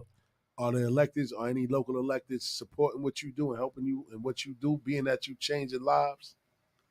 Honestly speaking, outside of a couple friends and niggas in the hood that everything is I'm not even a nonprofit, gang. Just because I don't want no one to feel like, feel me, like I'm using that shit for anything other than what it is. Yeah, I got you. So, feel me, like I'm just going off of handshakes and kissing babies. We gotta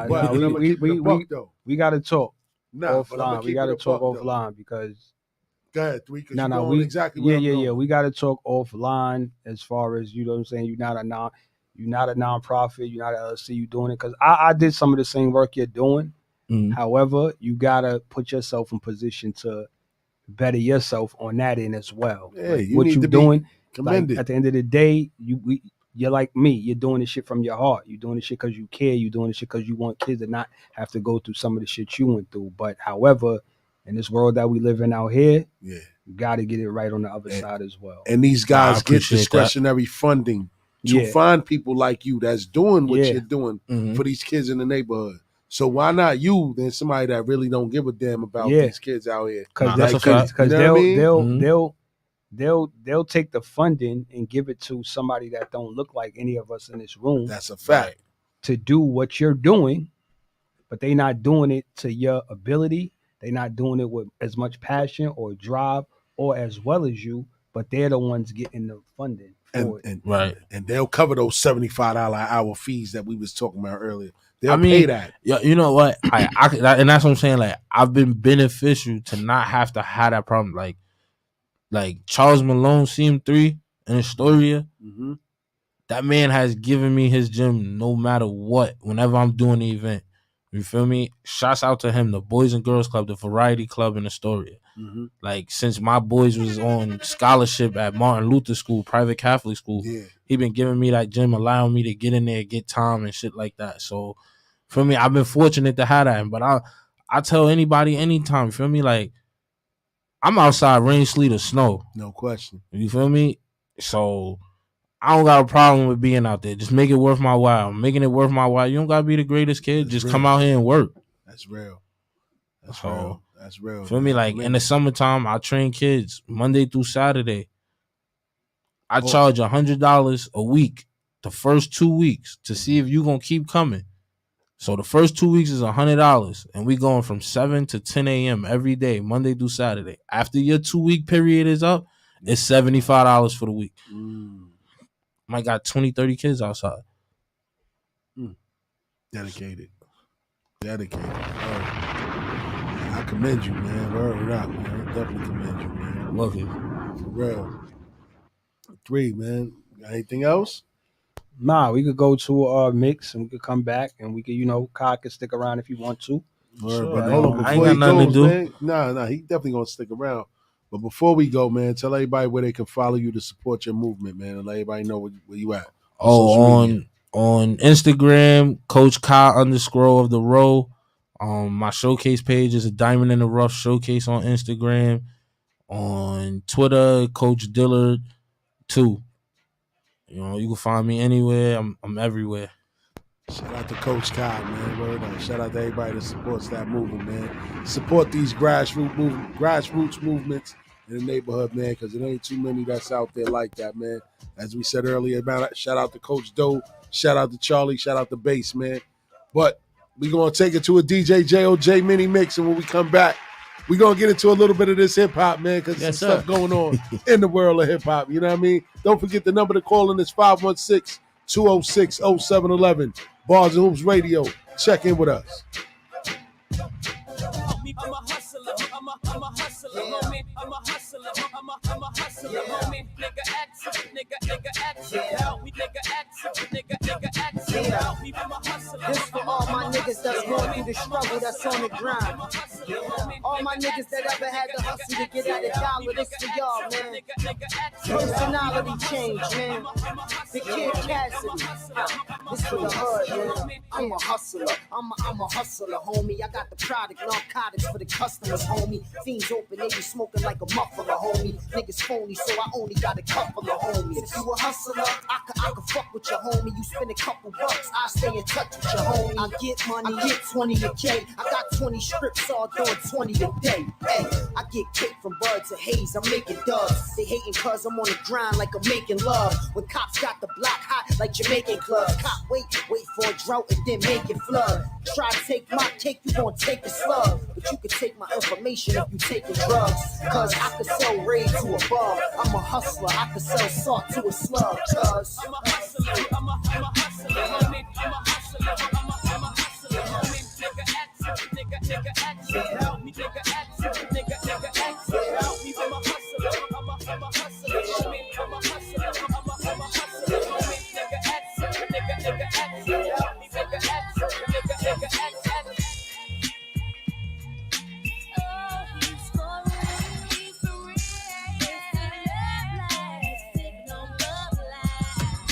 Times I window watch out the Marriott, owning or owning co-ops, farms, drop top, coops and yachts, guzzling straight shots of scotch, formulating up plots to escape from Salem's lot, cause it's scorching hot, making it hard trying to figure who's out to trap me, for tacky, got all kinds of undercovers that's coming at me, perhaps he won't be happy till they snatch me and place me where half a slacks be, sitting in Kazaki, but never me, see, my destiny's to be forever free, in ecstasy on a hill that awaits for me, so plush just to visualize is like a coke bus, vivid enough to make living this a must, plus spread,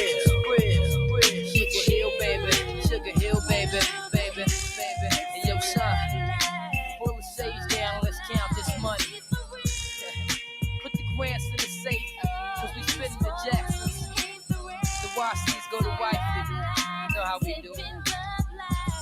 No more cutting grams or wrapping grands up in rubber bands. I'm a recovered man. I would plans to discover other lands. Suburban places got me seeking for oasis. Fished out by the cases. Ladies are all races with dime faces. Sex on the white sand beaches of St. Thomas. Though this ain't promise. I'm as determined as the old timers. I want a villa in the Costa Rica so I can smoke my reefer and enjoy how life's supposed to treat you. Late in the shades of the Everglades. Finally forever paid. Wearing the finest fabrics hellers ever made. Me and my team. Caribbean cuisines. I guess being down for so long. I'm on this going to see my dreams.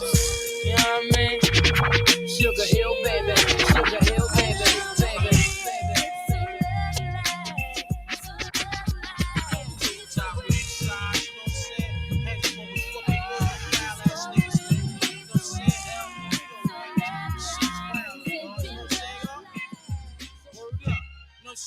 So you let my shit go at the count of 3 though, you know what I'm saying?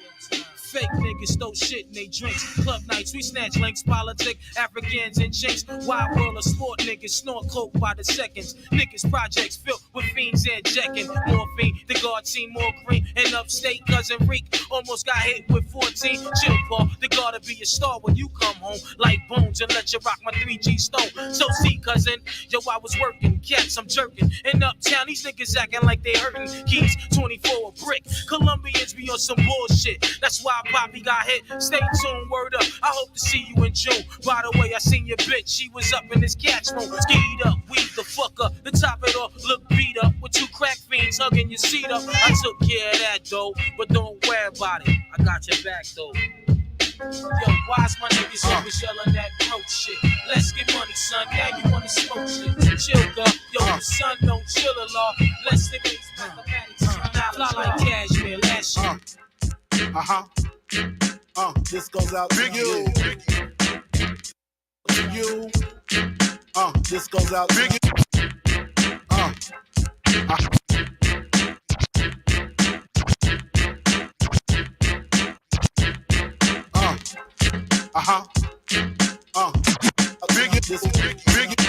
This goes out to you, and you, and you, and you. This goes you. This goes out to you. Your reign on the top was short like leprechauns as I crush so-called willies, thugs, and rapadons. Get in that ass quick fast like Ramadan. It's that rap phenomenon, Don Dada. Fuck Papa, you gotta call me Francis M.H. White intake like toast, toe iron. Was told in shootout, stay low and keep firing. Keep extra clips for extra shit. Who's next to flip on that cat with that grip on rap? The most shady, Frankie baby. Ain't no telling where I may be. May see me in the Lloyd at Howard Homecoming with my man Capone drumming fucking something. Boss, you should know my steel. Went from 10 G's for blow to 30 G's a show to orgies with O's I never seen before. So, Jesus, get off the notorious. Boss shit. Your lordship. Niggas talking yachts and some more shit. Boss shit. Your lordship. Niggas talking yachts and some more shit. Boss shit. Your corporate. Hop niggas talking yachts and some more shit. I used to run the block, now I'm corporate. Hopping out, you know it's sun when the doors lift. Whole squad hide the burners. Mets hat in the sky like murder. Watch me like the chip. Courtside rucker. Flow only tougher. She begging tougher. Rookless, sweet chick. Waffles with raspberry butter. Ramin got the roller rink middle of the summer. If I can't done, I got soldiers with cover. Get the, we on it up. Cheese stay icy, cause shit get spicy. She on time, I get her repeat. Panic, not lit, not me. Nothing, my mind, 1009. Kilo K, price. Cost, charge money, fast money, push money, large money. Through it, vice, always vice. Always get the liquor, ice, not me. I don't give a fuck if that's his wife. Fuck a bag, bitch, all nice, right. That means no, I'm getting tight. Every time you saw me, I was nice. Every time I saw you, you was light. Every bitch you with look like a dyke. I mean, she might not never be my type. Nah, she might never be my type. Look, that bitch is trash. I only fuck her for the hype. Look, Kilo K, everybody pricey. Cost money, beat the charge money, fast money, push the start money, large money, Escobar money. Niggas saying Ferg back. Yo, believe I paid the dues, man. I started in the game with my mans on Linden and the van. We drinking ghetto champagne, slinging rocks and packing Glocks on the blocks. It's early in the morning, I'm selling jumps from my Reeboks. Trays, nicks and dimes, I write rhymes, but ghetto times they got the cheeks doing crimes. The street life, yeah, that's the only life I know. With fling rocks, bust shots and push yayos. Sit on crates, keep the backs against gates. Every man is insane, he's got the brain like Norman Bates. Tim the moot ski hats, we back cats. Got people cross town because we're tapping good rats. But they don't want the fam, listen. Us outside Jamaica Queens, fellas get down, man, listen. So what you do is X-rated. Peoples, if you violate, you getting violated. Come on and keep it real. There's a saying that the Lord's boys and group program once you all out the truth. And if you feel that, use a real something from the street, throw your hands in the air, we salute you. Bounce it uptown, bounce it down south. Bounce it uptown, bounce it down south. I had the messed up childhood, dad is mad nappy. I need money in the snap G, kid, I'm trying to blow like Pappy, fat cat. The street life is where it's at. Spilling caps, I yo, we got to stay strapped. Terrified, cause the crew from the south side is bustin'.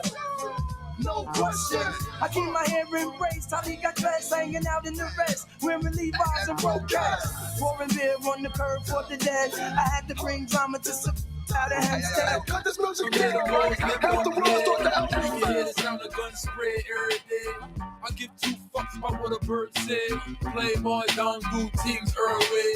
I'm Raps LeBron, Teflon Don, baguettes on arm. The next Sean. By any means, I protect my charm. Play the bubble you up like my wet Sean Dawn. I'm only calm when I'm blowing that clown. Getting them flashbacks like baby, hold on. I never thought I'd sweat so long and reenact the scene of my ghetto song. Eyes wandering off, breath all gone, stomach all swole up, neck all warm, head still spinning off that Seagram vodka. You know you shot ya? Bitch, get the doctor. If you so gangsta, why you tuck your chain in when you walk in the club? And if you so gangsta, why you a grown man still getting your pockets dug?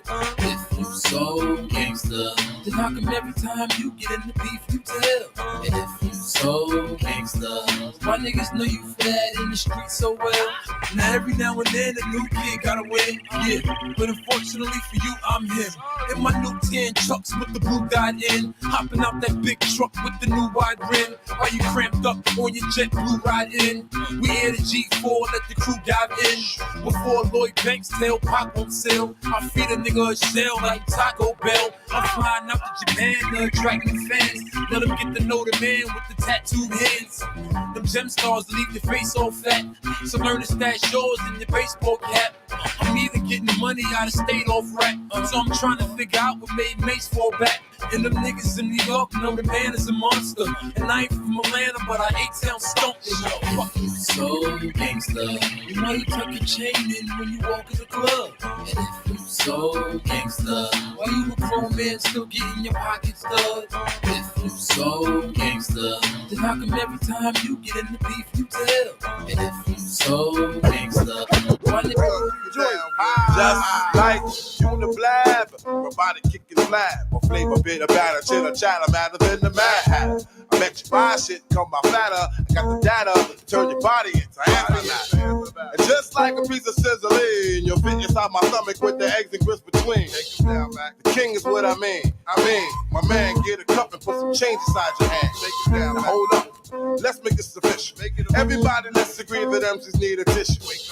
The funk's my only issue. I bet your mama miss you, and I bet the Mac take off like an MX missile. No more you whining on the charts climbing as I make the funk kicking out more harder than a dime. And if you didn't know who's rhyming, I guess I'm gonna say Craig Mack with perfect timing.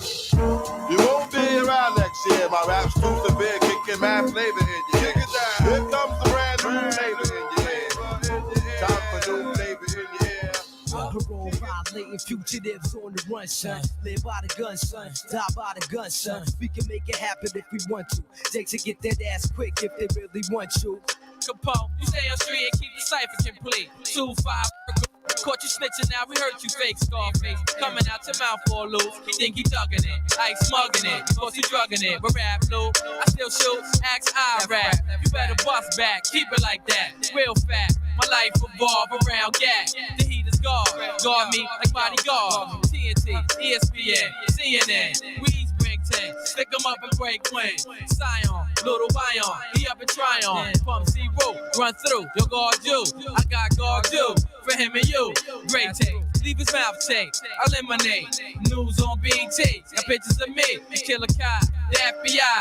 Scan the blocks, use photography. Want me and my team out the country. Chilago, ship the cargo, back to Fajardo. And PR, kid, I came home on my CR. Crisis, 252, we ride ISIS. Castro, castrate. Put the bogey out in his face, leave him straight. You fake nigga, move fake. And left rack, we regulate. What?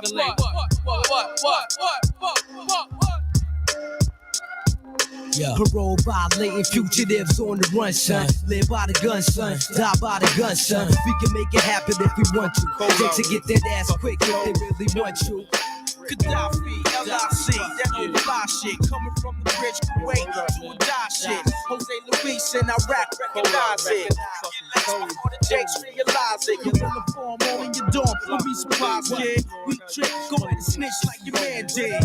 War report, cut your life short. Babe Ruth niggas ain't ready for this. So we project living with plastic on the furniture. Little niggas coming up and fucking try to murder ya. D's not out, so the coast is clear. But it's getting hard to sleep with this roach in my ear. Everybody got a Nina, everybody got a vest. New York City's the arena of death. Yo, the strip moving slow, but everybody going hard. Seeing more D's than a damn report card.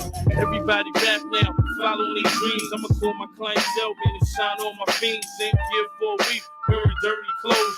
All day in the spot by a dirty stove. Crowds keep me strong, hope keep me happy. But I'm only human, so these niggas wanna clap me. The drug game over, but there's money to make. So niggas clapping at niggas to raise that crime rate. You can live by a gun, die by the bullet. Niggas push me for sure, I'm gon' pull it. Material objects got the world crooked. In my hood, you hustle, be on that shook shit. Snakes in the grass, be on that bullshit. Niggas that last, stay with a full clip. Guns get last, niggas from this time. No more shiny suits, none of that shit. We gonna argue, double F, R-Y-D-E. Revolver, semi-automatic in the PG. Whoop-dee, getaway driver, breathe easy. Explain things further, murder, get murdered. We gonna argue, double F, R-Y-D-E. Revolver, semi-automatic in the PG. Whoop-dee, getaway driver, breathe easy. Explain things further, murder, get murdered. You're now tuned in to Bars and Hoops Radio. All of them niggas who wanna kill Panero Bennett, send the gorillas. Cause beef is like a brand new car. You better ride. Every time I sleep, I die. Wish I was gone. Felt dumb when I was young. I used to wish I was on. I'ma stay blinded and red with one in the head. Niggas thinking they the dawn till they shit get bombed. I perform your shooting on. 2 in your legs, like 10 in your chest, the last 1 in your head. I give you the whole clip like you cheated and stole shit. Knocked off the pack, lost and no chips. You know the business. If he rat, kill your co-defendant. Keep it real and catch a body in trial. If you want a nigga dead, then do it holiday style. Come with 2 guns up and empty both of the clips. Kill your whole fucking crew and go and smoke on the 5th. We gonna argue, double F, R-Y-D-E. Revolver, semi-automatic in the PG. Whoop-dee, getaway driver, breathe easy. Explain things further, murder, get murdered. We gonna argue, double F, R-Y-D-E. Revolver, semi-automatic in the PG. Whoop-dee, getaway driver, breathe easy. Explain things further. 3 times, 4 times. All my real live niggas, throw your hands up. All my real live bitches, throw your hands up. All my hustlers. 1 time, 2, 1 time, 2, 1 time, 2, 1 time, 2 times, 1 time, 2, 3 times. All my real live throw your hands up. All my real bitches, throw your hands up. All my hustler motherfucker, throw your hands up. Like this, y'all. The heavy Brooklyn bomber that can't rest. No success, I'm getting money progress. Traveling for free from state to state. That's how I get my idea to create. I live motivate. I keep on moving. It's been proven. I make death jams like Rick Rubin. I stay on my tippy toes, wrecking shows. I'm too slow. You can't beat my ill flow. Hit this urban soul. Keep low like an Eskimo. After people still carry my phone. Open the door. It's the real outlaw. From Blackbush to South Shore, giving you more and more. I just came home from tour. It's my time to burn to explore. I'm coming to the floor with the axe. I'm fully gassed to the max, moving facts, no faking jacks. I'm the baddest man on the wax, messing around with my squad. You get taxed, shitting X-lax on hot tracks. I can't relax, breaking backs with my NFL quarterbacks. Flip mode DE, we bring good things to life. Put down your gun and light. I'm in it to win it, plus I'm wildin' for the night. All my motherfuckers in the place to be. You feel right, throw your hands up. Niggas in the place if you wanna fight. To me, yes, let's get busy cause we I break bread, $100 bills, pill on the cotties and other 4 wheels. Write a book full of medicine and generate mills. Tour the album, only for more sales. We used to catch those on the block with krills. Now it's paid shows, promoters post up bills. Sign deals only if the math is real. If we can't match numbers, then you can't have the head nigga in Back to live action. Yes.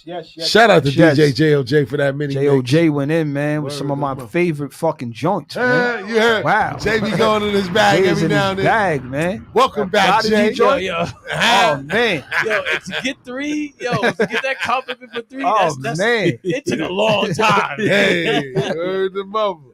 Word up, man. So shout out to JOJ for that mini mix, man. So we reached the point of our show, man, where we got about good 20 minutes, man. We're going to talk a little bit about this hip-hop, man. So today, and shout out to Superstar Jay, my brother Jay, man. He sent me a list, man, earlier in the week, man, of Brooklyn and Queens rappers. So he sent me a list, and it was basically, and I ain't going to lie.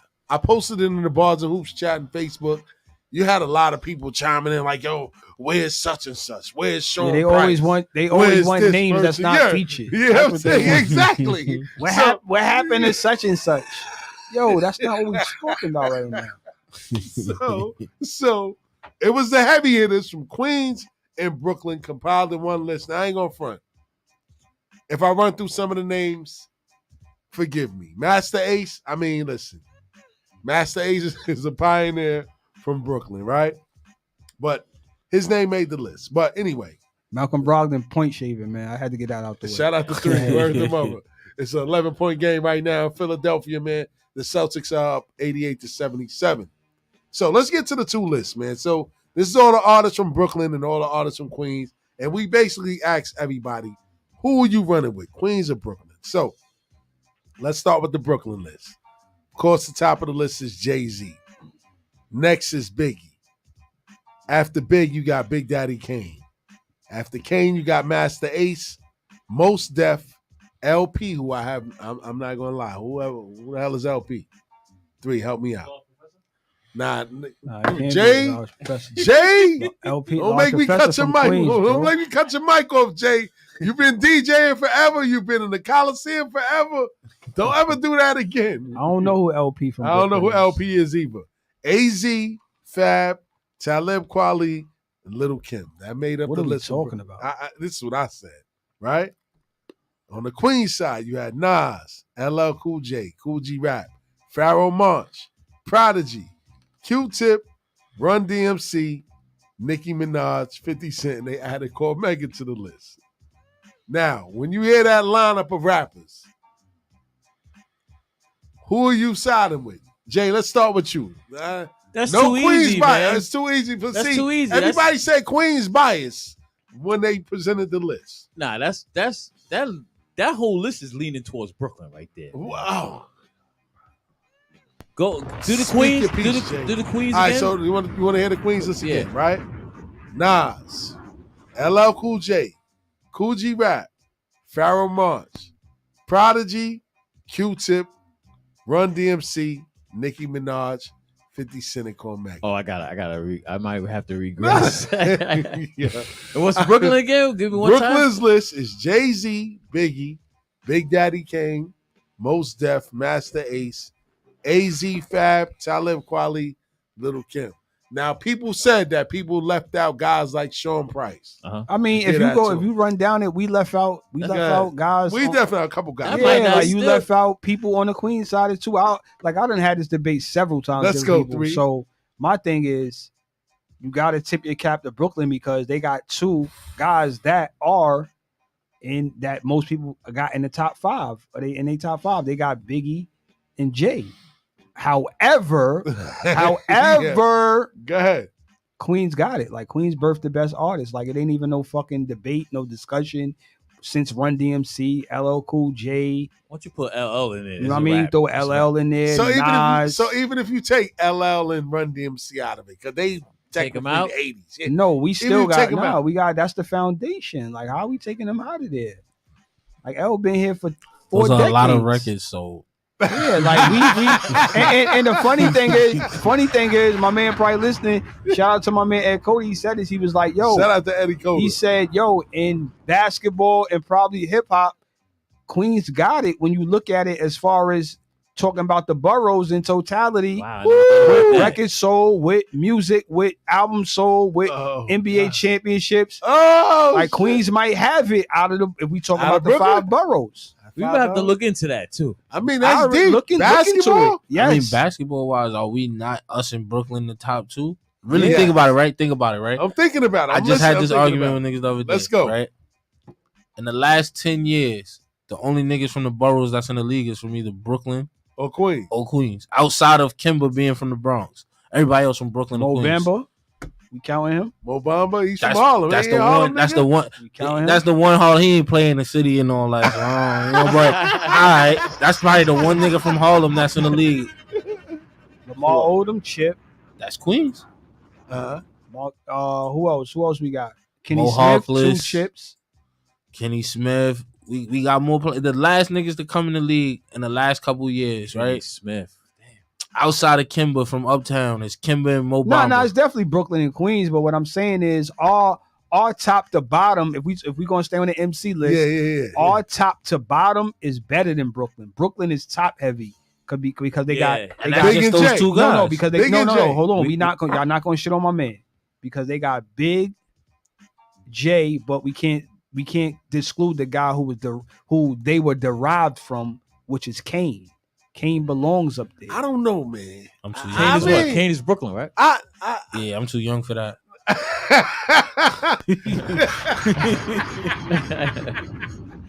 No, I'm just keeping this. I seen the same thing happen to Kane. 3 cuts in your eyebrows, trying to wild out, but Kane, I don't know, man. Kane ain't put a brick down for them niggas. I mean, I think Kane Kane is. always be hating on Kane. Son. Kane is overrated. This nigga always hating on Kane. I'm not always everybody hating on Brooklyn got, we still got more records. So yeah, and I don't want to. I don't want to be blasphemous. I don't want to, but I believe that outside of how many albums J.O.J. does Kane have that you can say? Nah, for real, that you can say. Kane. Okay, because we used to have that debate back in the day. Let's it go. used to be Kane versus Rakim. Who was the best one? Man, we already know. But neither one of them sold a ton of records. So why are we talking about who? Neither one of them sold a ton of records, bro. Hip hop wasn't selling like that when those guys was popping. As far as lyrics, impact. So let's talk about impact. They were okay. First of all, y'all can take Rod. We already know what Rod did. Rod is that guy, the God Allah, Rakim. Yeah, but we not gonna overlook what Kane did. What did he do? 3, he crossed over with Patty the Bellin on him. Yeah, that's when he lost you. But we got to talk about the earlier shit. We got to talk about Ain't No Half Stepping. We got to talk about Raw. We got to talk about all those type of records, man. We got to talk about Kane incorporating the dancing shit, still being a hardcore MC, making shit for the ladies and the guys.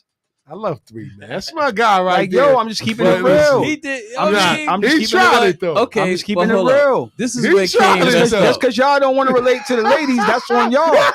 but that's where he lost the fellas. Well, no. I'm not talking about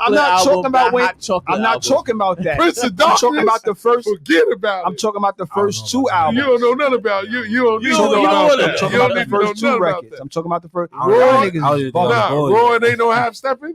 Yes, man. Like, what are we talking about? I mean, y'all those acting are like staples. Kane wasn't that guy. He just you act like Rakim didn't have staples too. If we talk about Kane versus Rakim, no, I'm not. I wasn't doing the verses. I think Kane and Rakim is both there. But to try to when you say Brooklyn, you can't overlook Kane when you talk about Brooklyn. Any Brooklyn great will tell you that. Jay will tell you that. Definitely a Brooklyn Big will tell you that. Fab will tell you that. Yeah. All of them will tell you that. I think this they do that. I think they do that because they don't Bro, want to you just violate wasn't tapped Kane. in, man. That's all. 3. Yo, come on, man. I think they just say Kane because they want to just pay homage because he was one of the first Brooklyn dudes to really put Brooklyn. Jay, when on you the drop Ain't No Half Stepping, what's the first? As soon as you put the needle on that shit, what happened? Yeah, I'm saying. No, what's the lyrics on that? It's classic. And he don't even know. No. and it ain't even. Jay's a DJ. Yeah, because I don't know. It ain't even words. It ain't even all year. Ain't no. It ain't even all year. Go ahead. It ain't even all year. Go ahead, 3. Talk your shit. Come on, J.O.J. What? Come on, J.O.J. I got 3. Play it. It's a staple. It's a staple in hip hop. And as soon as he play it, you gonna be like, come on, man. Y'all be bugging, man. I think everybody gave Kane the nod. Kane could never be overrated, my nigga. Picture that. He was the first one. Kane could never be overrated, my nigga. Don't get me. What, 3? With this. I'm just gonna Rapper said to me. You talking about that? Nah, he ain't talking about. I want 3 to explain it. Oh, y'all don't know what I'm talking about? Oh, I'm bugging. Oh, that's where you go. I'm bugging. We gotta use that. I might have to use that. Bugging. That's a drop, nigga. That's classic right there. That's a drop. That's a drop. That's classic. He ain't even rap yet. Yo, listen. He was hungry. He was hungry, man. Come on. He needed to eat. Listen, man. Come on, man. Yo, I think they just say Kane because he was the first and he found Jay-Z. Nah, man. Put a quarter in your ass because you played yourself, nigga. You're bugging. You're bugging in here trying to shit. Let's move on, man. This guy be hating on Kane, man. I don't know why, man. I love Kane, man. Listen, I grew up in that era. The 80s, I used to run home for 59, catch Video Music Box, the VCR tapes. I'm recording all the shows. But I just think that, people put him up there because he was one of the first. He found Jay-Z. Nah, man. That's not, bro, you're bugging. That's not Kane's claim to fame, bro, finding Jay-Z. All right, go ahead. There we go. There we go. Look, he like you're Kai bugging. even laughing like, yo, get this shit out of here. You're bugging. God. You're Yo, bugging, listen, man. yo, 3, don't get me wrong. I love Kane, but I No, you think don't. that I got you don't. Kane albums. I got his albums No, in you the don't. crib. I ain't listened to him in a while, but No, I'm not saying Kane is in my top 5. I'm not saying that. is he I'm your not top saying 10? I'm not saying no, he's not. So what are we talking about then? What do you mean? He's not even in your top 10? We talking about Brooklyn. We talking about Brooklyn MC. Queens. Yes, Yes. if we talking about Brooklyn, yes, he's in my top 5 or my top 10. If we talking about totality, no. But I'm not going to dismiss it. No Kane, no Jay, no Big. Like they took from Kane, bro. So is Fab top 5 in Brooklyn? Nah, I was going to say Fab. This nigga saying, all right, go ahead. That's his generation. No, I'm talking about you trying to. I'm talking about you trying to shit on Kane. Talk your shit about and then Fab. you want to raise the podium on Fab. Now, all right, so let's let Kai talk his perspective from Fab. So, Kai, when you listen to Fab and when you think about Fab, where do you place him in this list? He in the top 5 of Brooklyn. But Top I mean, 5. but I'm saying though, right? So I don't know rap like y'all know rap. Like you feel You me? know Like, it. You was outside. Yeah, but You was that on the block, we prehistoric heard shit I that. wasn't around for. So nah, that don't know I'm funny shit gonna though, run right? off. I'm gonna run off. Brooklyn, right? We in Brooklyn, right? Yes. We in Brooklyn. Biggie, Right. Yeah. Jay-Z, Right. Kane, I don't know. Little Kim. Yes.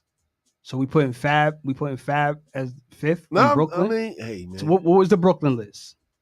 So all right, What was the go ahead. Brooklyn list? I don't know if Fab is 5, So bro. it was Kane, Big, Jay, Master Ace. I don't know who that is. Exactly, You know who see? Master Ace is? How would you think Oh, I am? shit. Yeah, that's what I'm saying, yo. I got Fab Yo, over Master Ace. Hold Oh on. man. How many years of hip hop, bro? 50. Okay, there you go. So if you got a guy who's 30, I don't expect him to know. Right. I don't No. expect him to know all Right. that. It's the same way a nigga that was born after 1988 They or barely know 93. Nas.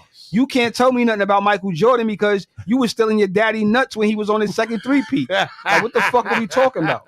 You don't want to admit he old school. Yo, listen, that's why I told my ball, yo, shave my beard down a little bit more. It's not gang. even that, bro, because I'm the age I am, but I know the shit that my parents know because they Yo, put 3, me you on to with it. us, nigga. I'm Don't with try that shit. Nigga try to look. You heard him there. Yo, nigga, No. you just said you was 12. You was playing with I us. ain't got no grades No, in my I was day. playing. Fuck outta here. Hold on. What You he heard say? this nigga What trying he to say? fucking- Hold on. What he Yeah, say? I nigga. told him I was playing Yeah, up. nigga. Right, So I'm right, not right. with y'all, nigga. Right, I'm just, yeah, I'm nigga, not you with was y'all. there. He said I you're a was couple there. years behind. Yeah, Yes, y'all yes. niggas was 4 years older than me. That's the shit Steinman was Y'all listening niggas to, is nigga. 70. And you was like this. No, y'all niggas is 75, 76. That's where y'all niggas is at. 75, 76. Separate itself. No, I'm just telling you that I know shit before my time, bro. Right. It's the same way with Rock, basketball. Planet Rock. I know Don't shit before stop. my time. That's what it is. That nigga was listening to African Bambaataa like the rest of us, nigga. Never. I was never. Nobody in my house was playing African Bambaataa, bro. Wasn't happening, bro. Wasn't happening.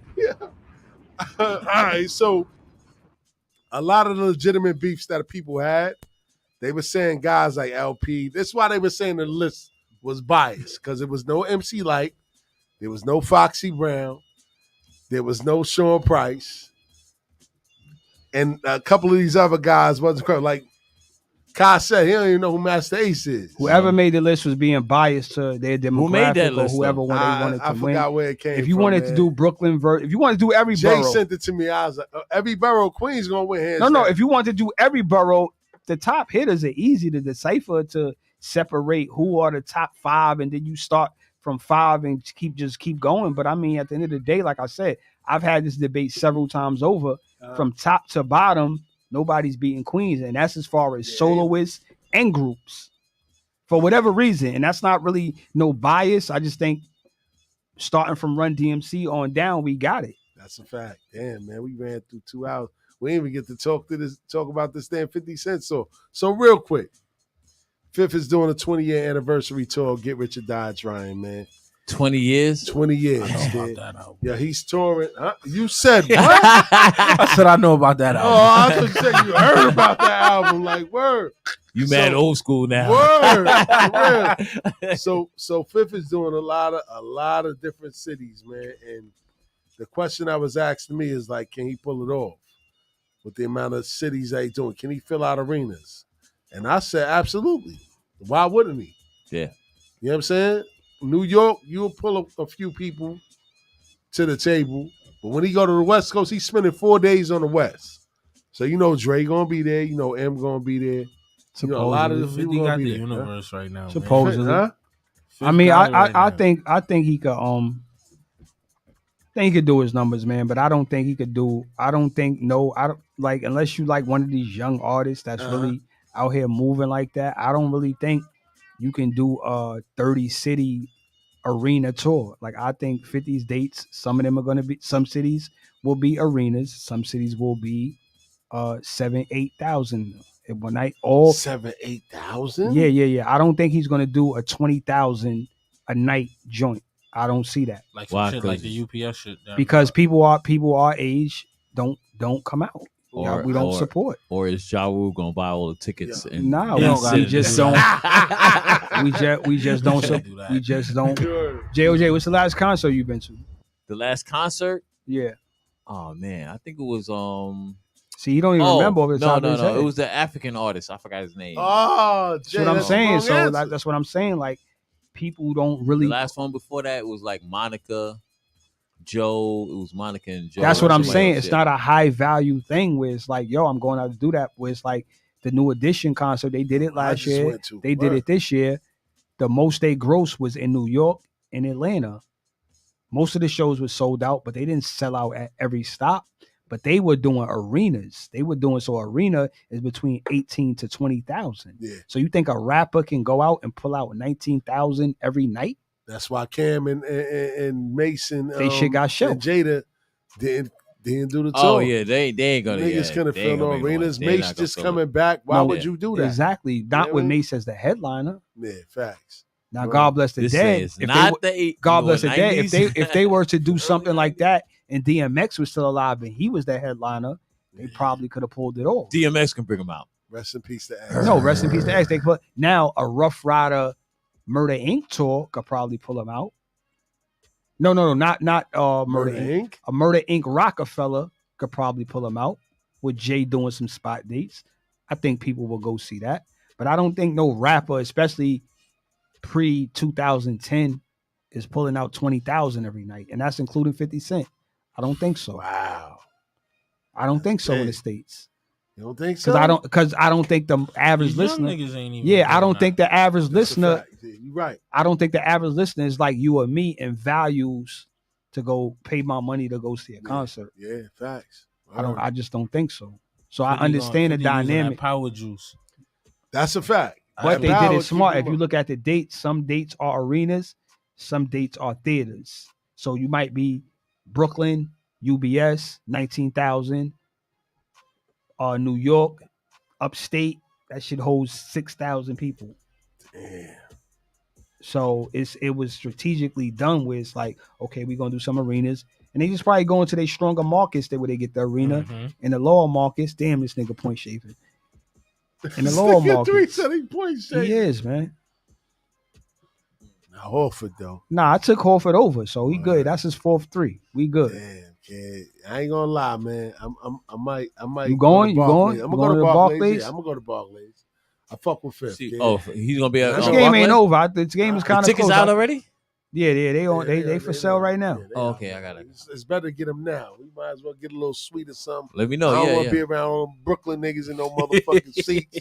I want to be in the sweets suite. ain't like that in Barclays. They ain't like You the don't garden. like them They ain't shits? like the garden joint. Nah, they ain't like the garden. I ain't gonna hold you. Word to mother. Ain't nothing like the garden, man. Word up, man. But we come to the end of another show, man. Word up, man. Shout out to our special guest, Kai, in the building, man. Appreciate Word y'all, up, man. Word. Shout out to DJ JOJ for providing some good music for us, Yes, man, on sir. the music breaks, man. And shout out to everybody that checked in live on Facebook, live on Instagram, live on YouTube, man. You know what I'm saying? We are no off seasons, man. We are on every Friday, from 8 to 10. Episode 16. Episode 16. I won't be. This is episode 15. Yes. Tonight, episode 16. Your boy 3D won't be in the building. Fortunately, gotta go see Anita Baker. Hey man, shout out to 3. Let's get a view of 3. Say that again, 3. Let the camera gotta see. go see the GOAT Anita Baker. You heard? So who's that? Kyle, like, who the fuck is that? Kyle's like, who the fuck Nah, is my that? grandmother played. Kyle, He said his grandmama was playing for me. I mean, I'm, How you know that? No other hip hop songs. Come on. He man. said they wasn't playing that No, hippity hop shit in the house. She coming to Queen, Yeah, so my I gotta moms be don't there. listen to that hippity hop shit. The only rapper, like, if you had to take a guess, what rapper you think my moms listen to? LL Cool J. Nah, Fuck that's too late. He said, fuck that's too nah. late. I'm gonna tell you. Ja Rule or Nelly or 50. Nope. Hell no. Nope. Run Go DMC? back. Go, you got nah. Curtis Blow? Tupac. Tupac. I mean, it had to be. You know what? Shout out to Pac. It had to be in that. My mom's I thought Tupac. it probably was a little bit of the earlier era. Dear but Mama. That's still our era. Dear Mama, I hate that shit. I hated that song. Oh, you hate that song? I hated that song. That was She played funny. it so much? Yeah, every Sunday that meant it was time to clean up He on don't even know- Saturdays. He don't even know nothing about Brenda's Got a Baby and Yes, none of I that. do. My mom's had the shit. double Oh, he CD. said Mom's a shit. Tupac fan. Like my mom's really fuck with Tupac. Like she didn't listen to rap music. Like she fuck with she just started mama. listening to rap music. And She you know who must she have been listened on to? She some listened because Panther my shit. nephew got her listening to FBG Duck. What? Word. I knew it was different when I turned my pops on to Biggie and Mobb Deep and all that. Like we used to be in the car, like he's singing that shit word for word. Your pops? Word Nah, for your word. pops was still outside. Nigga had the sneaker stores and all Nah, that. but And niggas was coming outside. I did the math, but He's like, Coliseum block? Nah, what the fuck he's is from this shit I'm hearing outside? Nah, he from a different era. But once I I know was, he from a different but era. once I was able to turn him on to that, that wasn't his type of music. But I was able to turn him on to that. Big became his favorite rapper.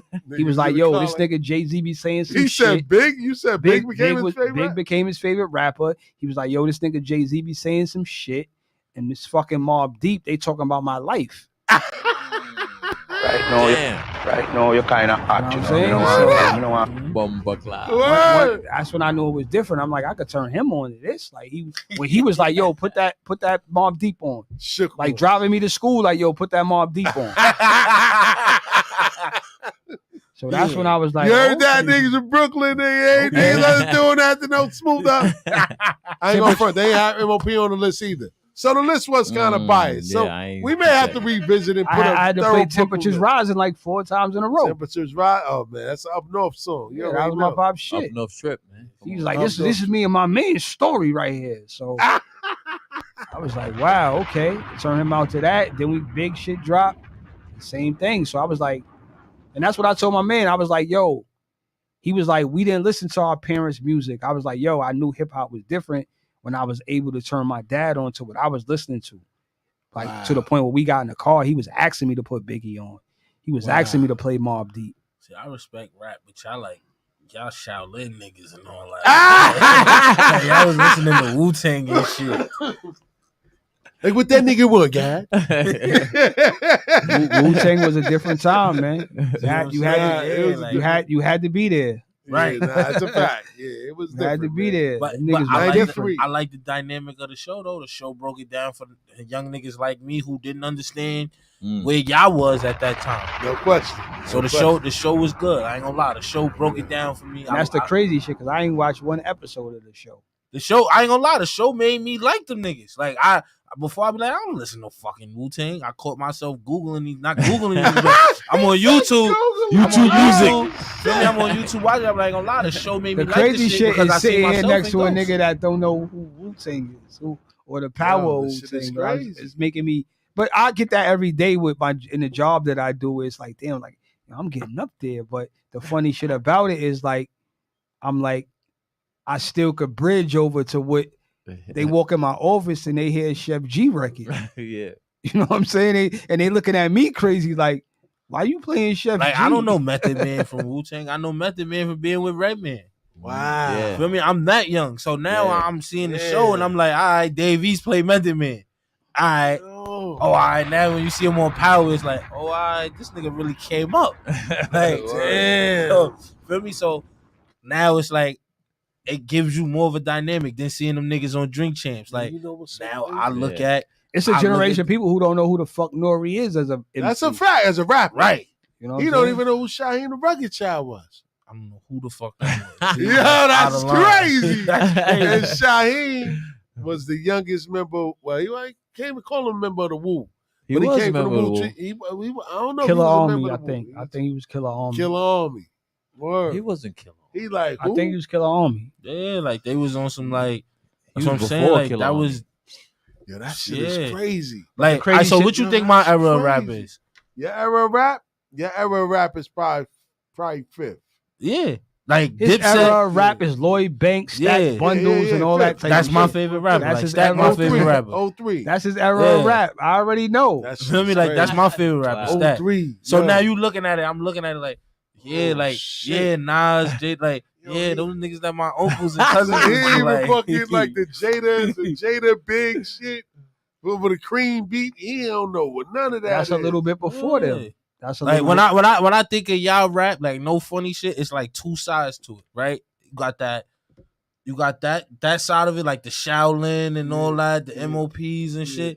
Then you got that Diddy Mace rap, like feel me? That's how I look at y'all era. Like feel me? It's either super lyrical or he's super commercial. Nah. So I'm ancient then. Yeah, that's what I'm saying. Word. Right? Like He skipped over the whole grunge shit. He skipped over the Onyx and all that. Yeah, like shit like that. I'm not listening to Sticky Fingers. I'm sorry. I'm not listening to Sticky Fingers. Nah. Y'all niggas can't even talk me into one to listen to niggas like that. Like, Nah, these niggas down. like, 10 is over. like I listen to TL, right? TL reminds me somewhat. Shout out Hov. to TL, man. Top of the line, man. I think of Hov when I listen to TL. Feel That's me? crazy.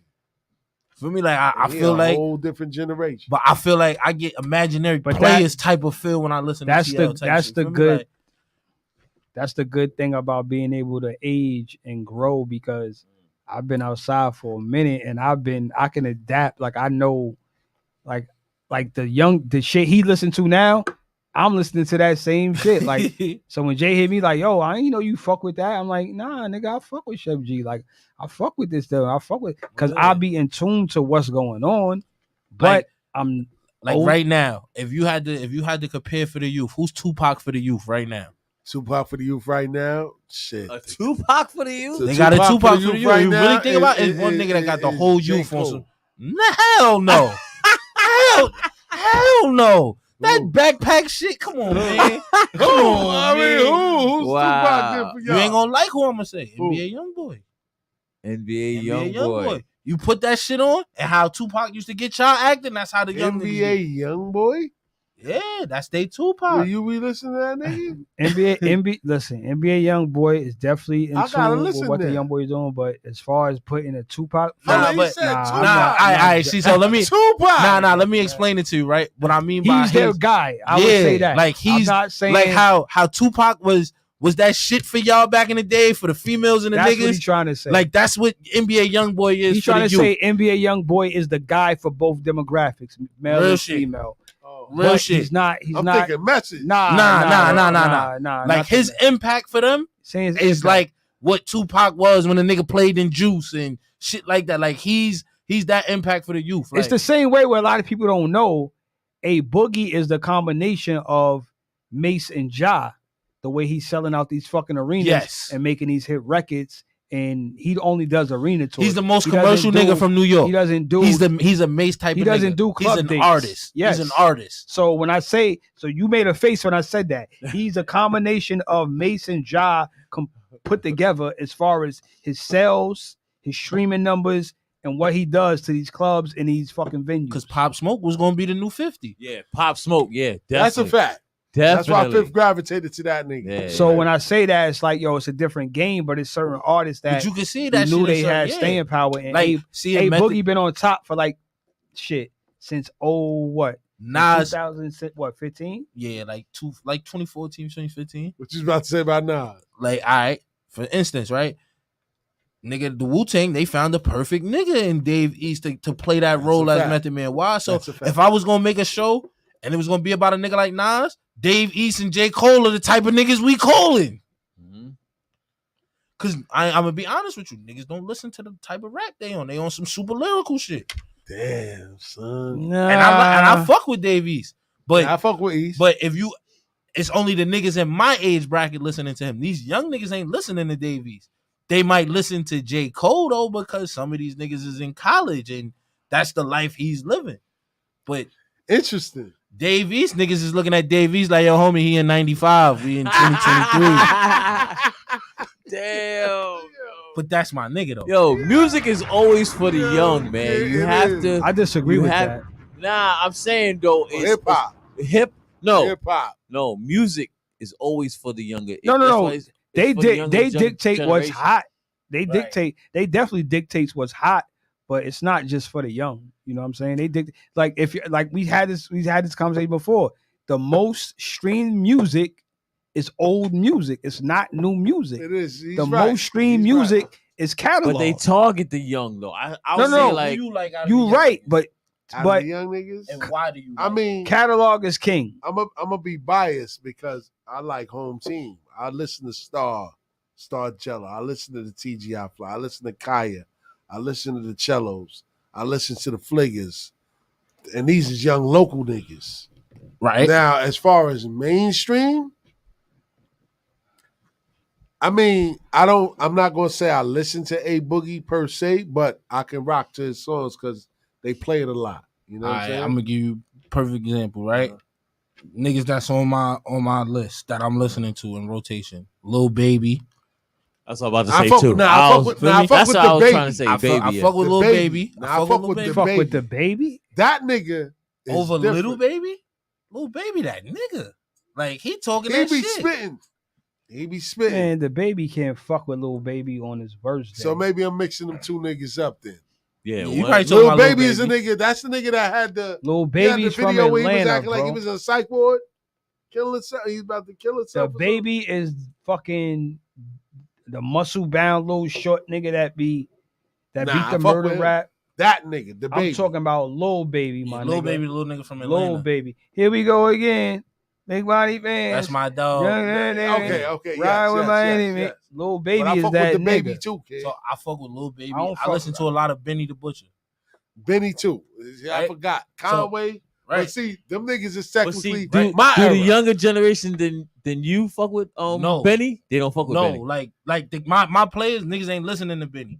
But see, they not listening to him. Yeah, but that's the I gotta difference. Stop playing that shit during the tournament. Then. That's the difference between though, like with me being in the middle of them and y'all. Okay, yeah. Feel me? Like that's my Benny and them niggas give us that Lloyd Banks, that Jada. He give us that feel, that stack bundles and shit. Right? But now the little niggas, they want to hear that scamming shit, that drill shit, K-Fly. Drill. They want to be disrespectful. Yeah. I gotta step my music game up this summer, man. I was listening to Star got a whole drill channel that he plays nothing but drill music on that shit, yo.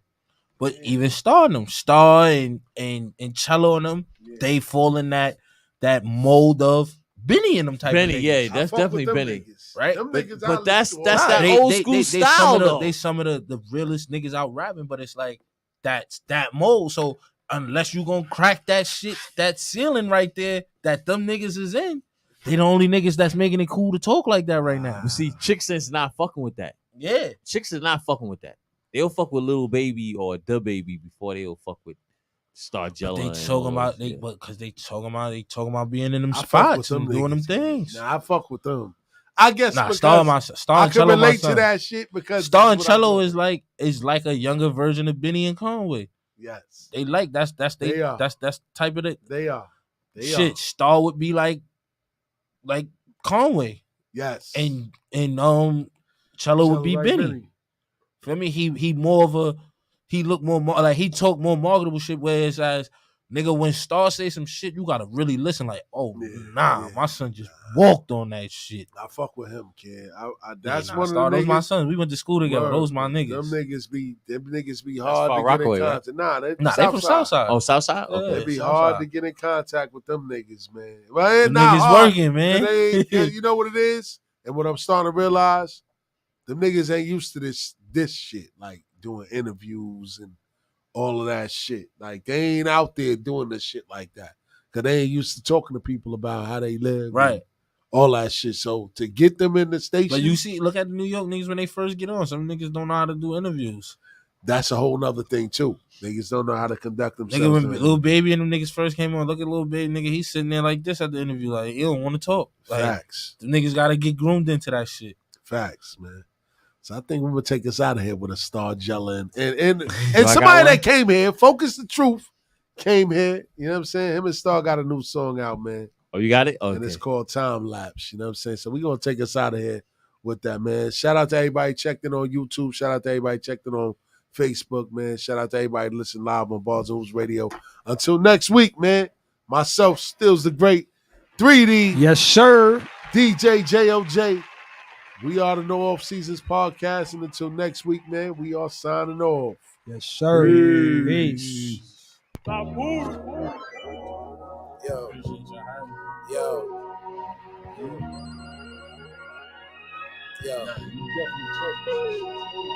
Driving slow on service roads just to escape tolls, sticks and stones, break bones. I'd rather just break molds. Good-hearted, but I've been born sinning like J. Cole.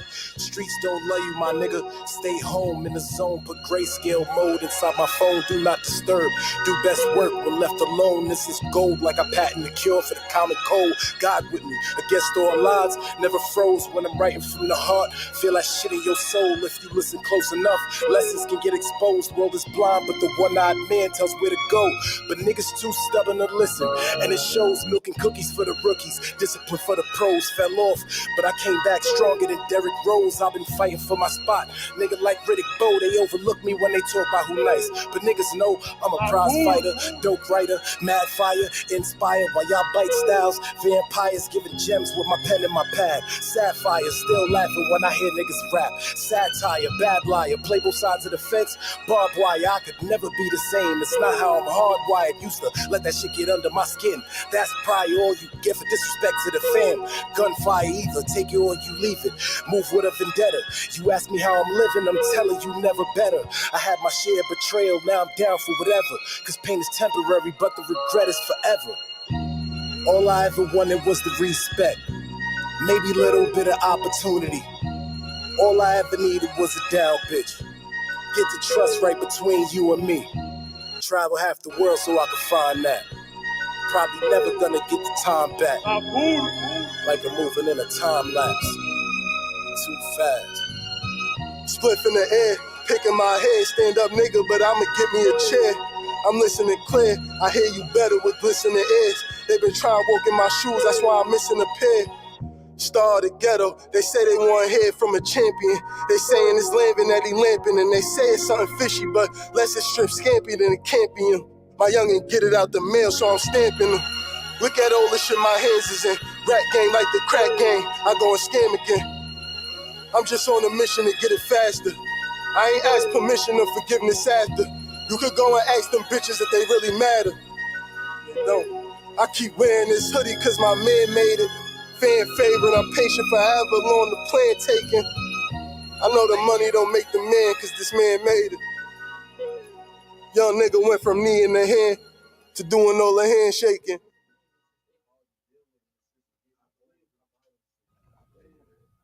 Go live. Oh, as far as, yeah. I think you got to deal more with teams because Doughboy